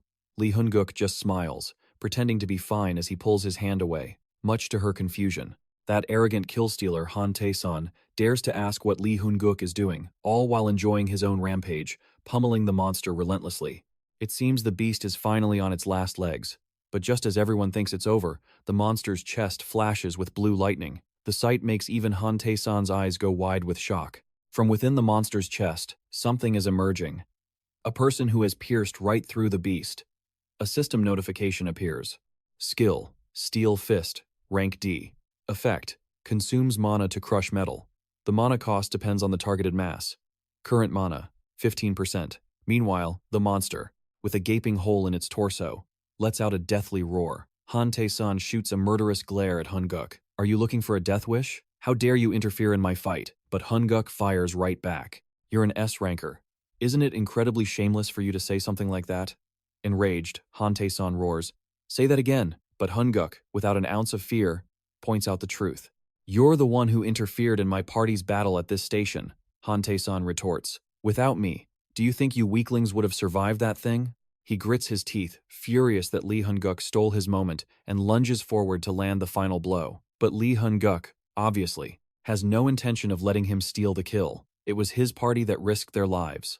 This glory hound just appeared out of nowhere. Immediately, Hun-guk commands his own power to finish the monster first. As Hun-guk closes in for the kill, Han Tae-san sees his chance slipping away and pushes all his power into one final burst of speed. That poor monster, caught between two warring powerhouses. But with that determined gaze, Lee Hun-guk has already seized victory. In the end, it is Lee Hun-guk who reaches the monster first. This cursed beast couldn't even die in peace thanks to these two. You'd think Han Tae-san could be a little gentler. A massive explosion erupts, the shockwave from it absolutely immense. Then, the system notification chimes. You have defeated the boss monster. The area restriction has been lifted. A nearby hunter exclaims. Look, after the Boxing King Han Tae-san showed up, the boss was beaten in less than 5 minutes. The event announcement followed. Mission complete. The event dome will disappear after one loud blast. My God. Only now can they see the horrific state of Seun Station. A girl runs to her mother crying out, Mom, are you okay? Are you hurt anywhere? Her mother says nothing, only pulling her into a tight embrace. Don't worry, she reassures her. I'm fine. Hearing this, the girl bursts into tears of relief. It's a truly heartwarming reunion. The news breaks instantly. A miracle has occurred. All citizens in Jeon have survived. I repeat, a miracle has occurred. All citizens have survived. A system notification appears for Lee Hun-guk. You have defeated the monster. Rewards will be determined based on your contribution. Han Tian's face fell in disappointment, but from the monster's corpse, a system reward emerged just for him. A surge of mysterious energy. It flowed directly into his sword, boosting its power by 24%. Meanwhile, the first place reward went to Lee Hun-gu. An artifact that looked like a necklace materialized in his palm, and he claimed his prize.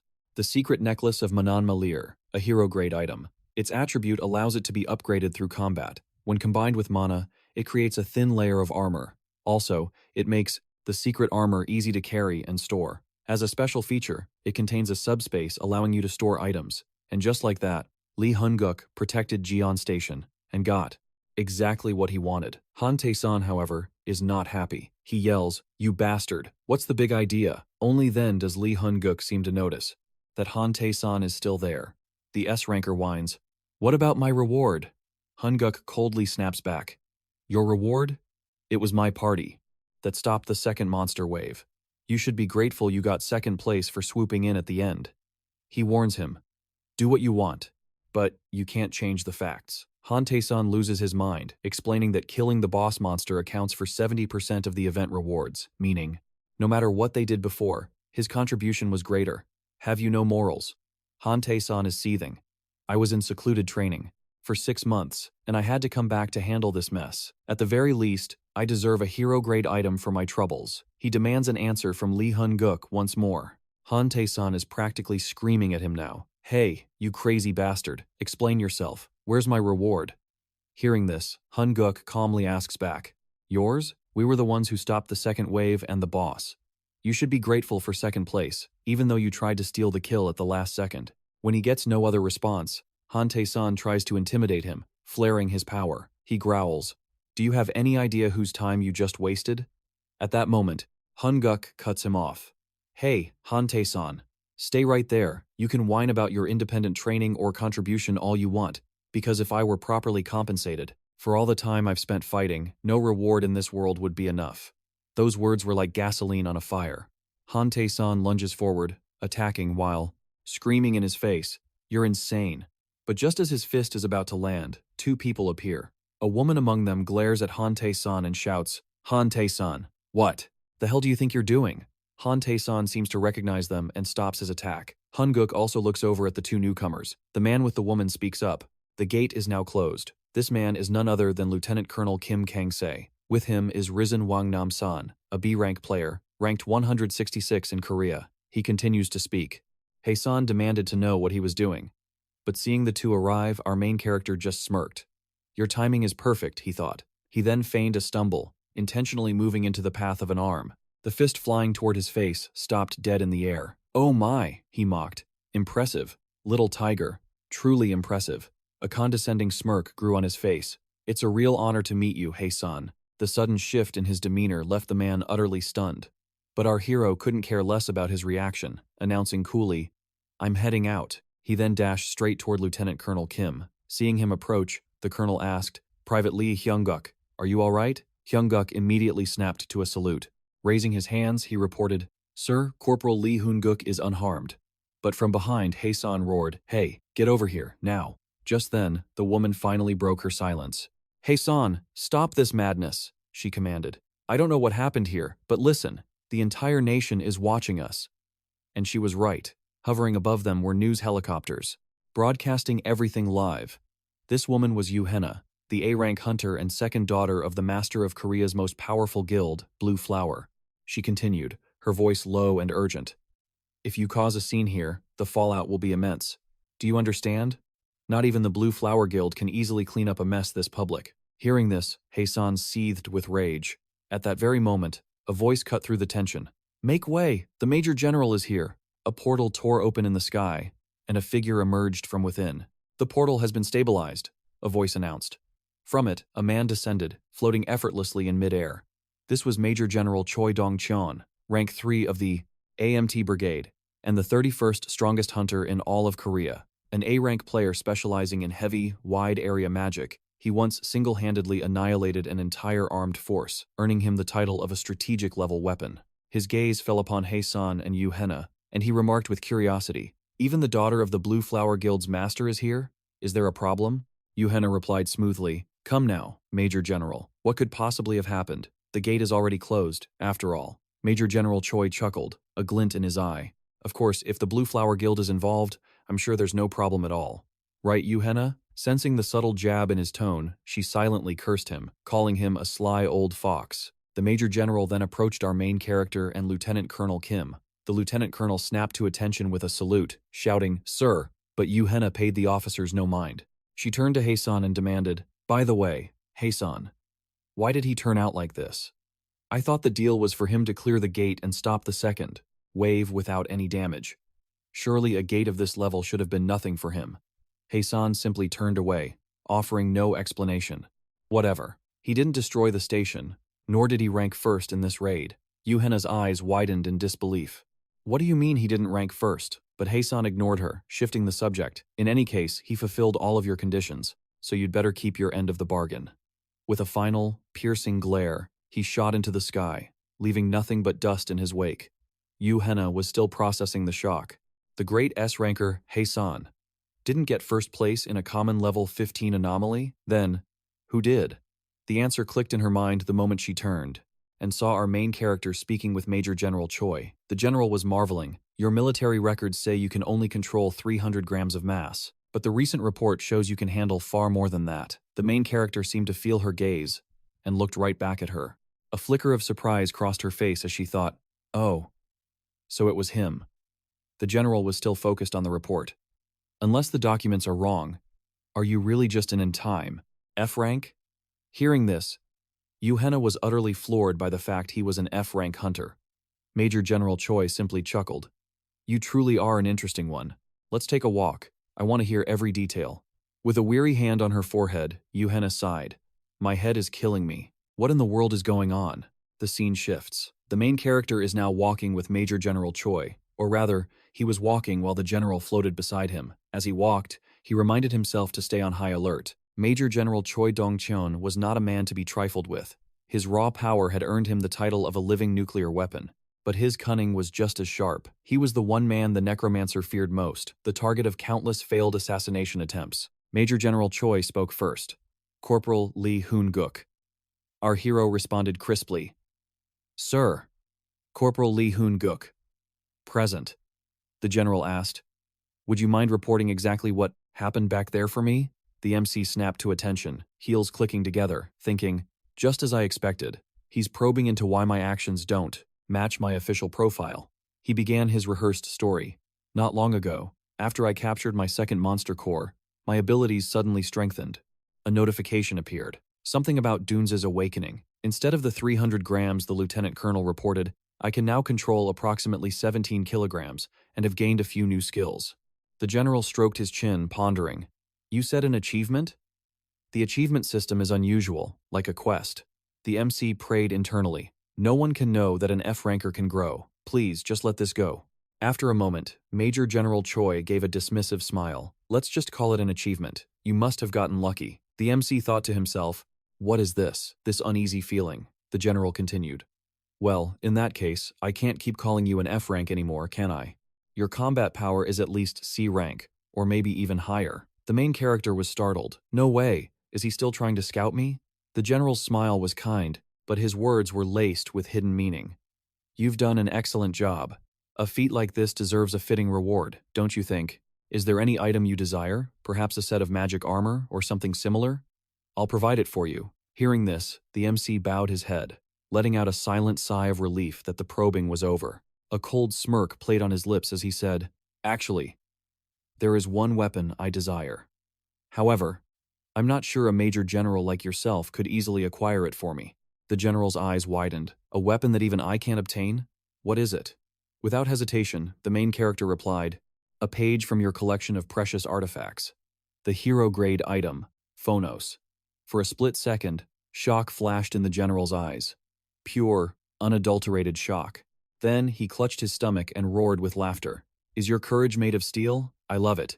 Next time you have another star on your collar, we'll talk. Corporal Lee Hoon-guk. You've earned a special promotion. The main character quickly thanked him. The general turned and flew away, leaving one last comment behind. What a passionate young man. He's a sly old fox, the main character thought, changing the subject so smoothly. Still, what a relief. I can remain hidden for a little while longer. The scene shifts to a few days later, at the 3rd AMT Brigade, 1st Battalion. The main character was lying on his bunk, checking the system window that was absorbing mana from Lear's secret armor set. Efficiency in the living furnace, 150%. Metal absorption complete in 16 hours, 19 minutes, 59 seconds. As expected of a hero-grade item, he thought, it's tough to absorb. Suddenly, someone burst in. Corporal Lee Hoon-guk, aren't you coming to train? It was Private Park Jun-mo, an F-rank lightning user with no potential for growth. Another soldier, Private Choi Min-ji, an E-rank hunter type, chimed in. Please, teach us something other than basic drills. Just go practice, he heard them whisper in awe. Good grief. What a bunch of disgusting pests. He yanked his shirt up, showing the clean bandages wrapped around his abdomen. Can't you see I'm still recovering? He roared. But the privates wouldn't back down, pleading with Corporal Lee Hoon-guk. Sir, just lead the training from the front. We'll follow you closely. Ignoring their pleas, his mind was already far away. He thought back on the recent chain of events. No matter what happens, I've definitely gained something valuable from all this. I think. It's trust. Just then, the door swung open. Private An Min-ti stepped in and reported sharply. Sir, Private An Min-ti. Ordered back from the military hospital to support the squad, awaiting your command. Seeing him, our hero shot up and walked to the door. As he moved, he had a revelation. While items and future rewards were important, he realized some things were far more precious. The people around him. He walked straight to Private Ann and pulled him into a hug. Thank you, he said. Baffled, the private could only ask, for what, sir? Hearing this, our main character smirked. What else, you punk? For getting back right in time for training, of course, he thought to himself, a new warmth spreading through him. With these guys watching his back, maybe things wouldn't be so bad. With that, the entire squad headed off for training. In this world, a phenomenon where multiple gates open in the same area is called a wave. In the near future, one such wave will tear through Seoul, turning the city into a living hell. And only one person knows this future is coming. That person is him. Can our main character stop this catastrophic wave all on his own? And will anyone manage to survive the coming storm? But this time, he finally understood. He remembered his past life's failures. With Private Min-T ordered to return from the hospital to support them, he knew he couldn't do it all alone. He needed the support and strength of his comrades. As Hoon-Guk embraced his junior, the boy looked up, confused. The main character simply smiled and said, "What else could it be? You little punk. You showed up just in time for practice." The private just pretended he couldn't hear him. It's because he has people like them, fighting by his side, that he knows he must grow stronger. A smile filled with hope spread across their faces. "Let's go. It's training time." Only through relentless training could he ever hope to save them. At the training center, Jumo was worried. Hunters ranked class and below aren't allowed to use this facility. Our hero slung an arm around his shoulders and asked, "Don't you want a taste of sometimes real times training?" Jumo sighed. "Why does it always have to start like this?" The main character pushed him away slightly, his expression dead serious. "All of you managed to survive that catastrophic black event. So why are you losing your nerve now?" Besides, everyone except for Jumo ranked up. Jumo's confidence wavered. That was just a support mission. But now, we have to do it ourselves. Hearing his doubt, the main character declared, "I will be your support." Those simple words were enough to reignite their fighting spirit. Filled with new resolve, they stormed through the entrance. However, a moment later, the entire squad froze, stunned by the hellscape before them. From behind, their leader roared, "What are you waiting for? Charge!" Then, with a devilish smirk, the door slammed shut. They were trapped inside. Instantly, they started panicking, pounding on the door and screaming for help. Outside, our hero simply wore a cunning smile. Attribute training. $2 has now begun. A few days later, 2 female hunters were gossiping. "Hey, it's that corporal." Her friend leaned in. "Who?"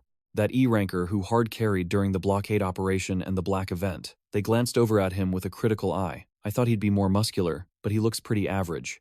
He smirked to himself. Asterisk. "Hey, those little brats. I bet this story is firing them up." Asterisk.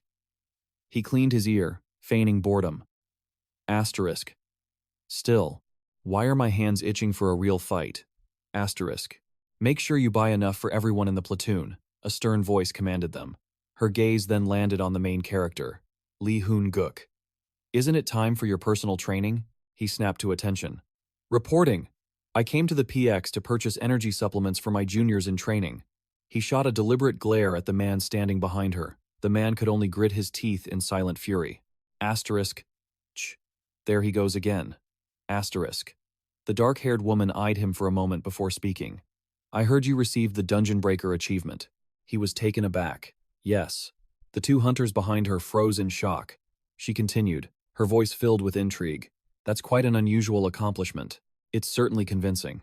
However, I can't shake the feeling that you're hiding something." He feigned confusion, but her next words struck him like a physical blow. "It feels like you act as if you already know everything, as if you have access to information that none of us do." He held her intense gaze. "I don't know what you're talking about." Suddenly, a voice from behind cut in. "No, I'm not talking to you." Just as the tension was about to boil over, a formal voice echoed out. "The battalion commander requests the presence of Corporal Lee Hoon-Guk." Immediately, the group fell silent. The woman shot him an annoyed look, her interrogation cut short. Before leaving, she fixed her gaze on him one last time. "I don't know what your objective is, but I will be watching you," he simply replied. "Have a nice day," and walked away. Once he was outside, the main character finally let out a sigh of relief. Asterisk. For now, I need to stay away from Yunha. Asterisk. Asterisk. But what could the commander possibly want? Asterisk. Asterisk. The promotion ceremony is only a few days away. Asterisk. As he stood before the commander's door, a loud voice boomed from inside. "A trial? If you send them in there, your men will be slaughtered." He knocked on the door. The voice from within barked, "Enter." Just as he was about to introduce himself, he froze. 2 figures stood before him. One of them was none other than Major General Cho Yong-chon. The Major General looked at him as if he'd been expecting him. When the battalion commander tried to speak, the general silenced him with a raised hand. I will speak with him personally, he stated, his face grim. A few days ago, a red gate opened in the Sinlim district. The scene flashed to a vision of pure chaos. An entire raid party was fighting to the death, slaughtering each other in a frenzy. The team leader could only scream for them to stop, but it was useless. In the next moment, his own team turned on him, hunting him like an animal. The entire squad had descended into madness. In the end, he couldn't escape his fate. His own men held him down, his face a mask of pure terror. A blood-curdling scream rang out. It has been confirmed. MANHWA Guild's third raid team has been annihilated. Today, after 3 failed raid attempts on the Grade 3 Chaos Gate, it's clear that one organization is not enough. Therefore, a joint operation will be required. Our hero was floored. Asterisk. I have no memory of anything like this happening. Asterisk. The general continued. Entry is restricted to level 18 and above, with a maximum of 30 people. Intel suggests it's a zombie-type dungeon, and a successful clear is the only way out. The main character's eyes widened in horror. Asterisk. No way. The commander of the Undead Legion. A necromancer? Asterisk. The general's voice was cold. That arrogant MANHWA Guild sacrificed many promising rookies, and still, they failed. This raid is guild business. The military has no reason to interfere. However, I believe you are the most suitable person for this mission. He gave a cryptic smile, much to the battalion commander's alarm. The commander tried to protest again, but the major general silenced him with a sharp glare. He turned his piercing gaze back to our hero. So, can you do it? The main character was lost in thought. This never happened in my past life. And if zombies are involved, this incident might be connected to the corpse demon. I have to get in on this. The main character declared, I will give it a try. The battalion commander was shocked. The major general, however, looked as if he knew he'd made the right choice. But then, Hyunguk added, however, I don't think I can handle a red gate with my current equipment. The major general recalled the last incident. If I had that weapon, I could definitely succeed. He was talking about the legendary bow, 𝒂𝒏𝒌, the one-shot bow of 100 victories, once wielded by Ji-sung, a figure from the legends of King Arthur. With its unbelievable accuracy and steel-penetrating power, it was a weapon nearly impossible to obtain, used only once in history. Even in the major general's hands, it was a priceless treasure, rarely brought out. But in Hyunguk's possession, it would be a different story. Hearing this, the old general was startled, then let out a laugh. All right, let's make a deal.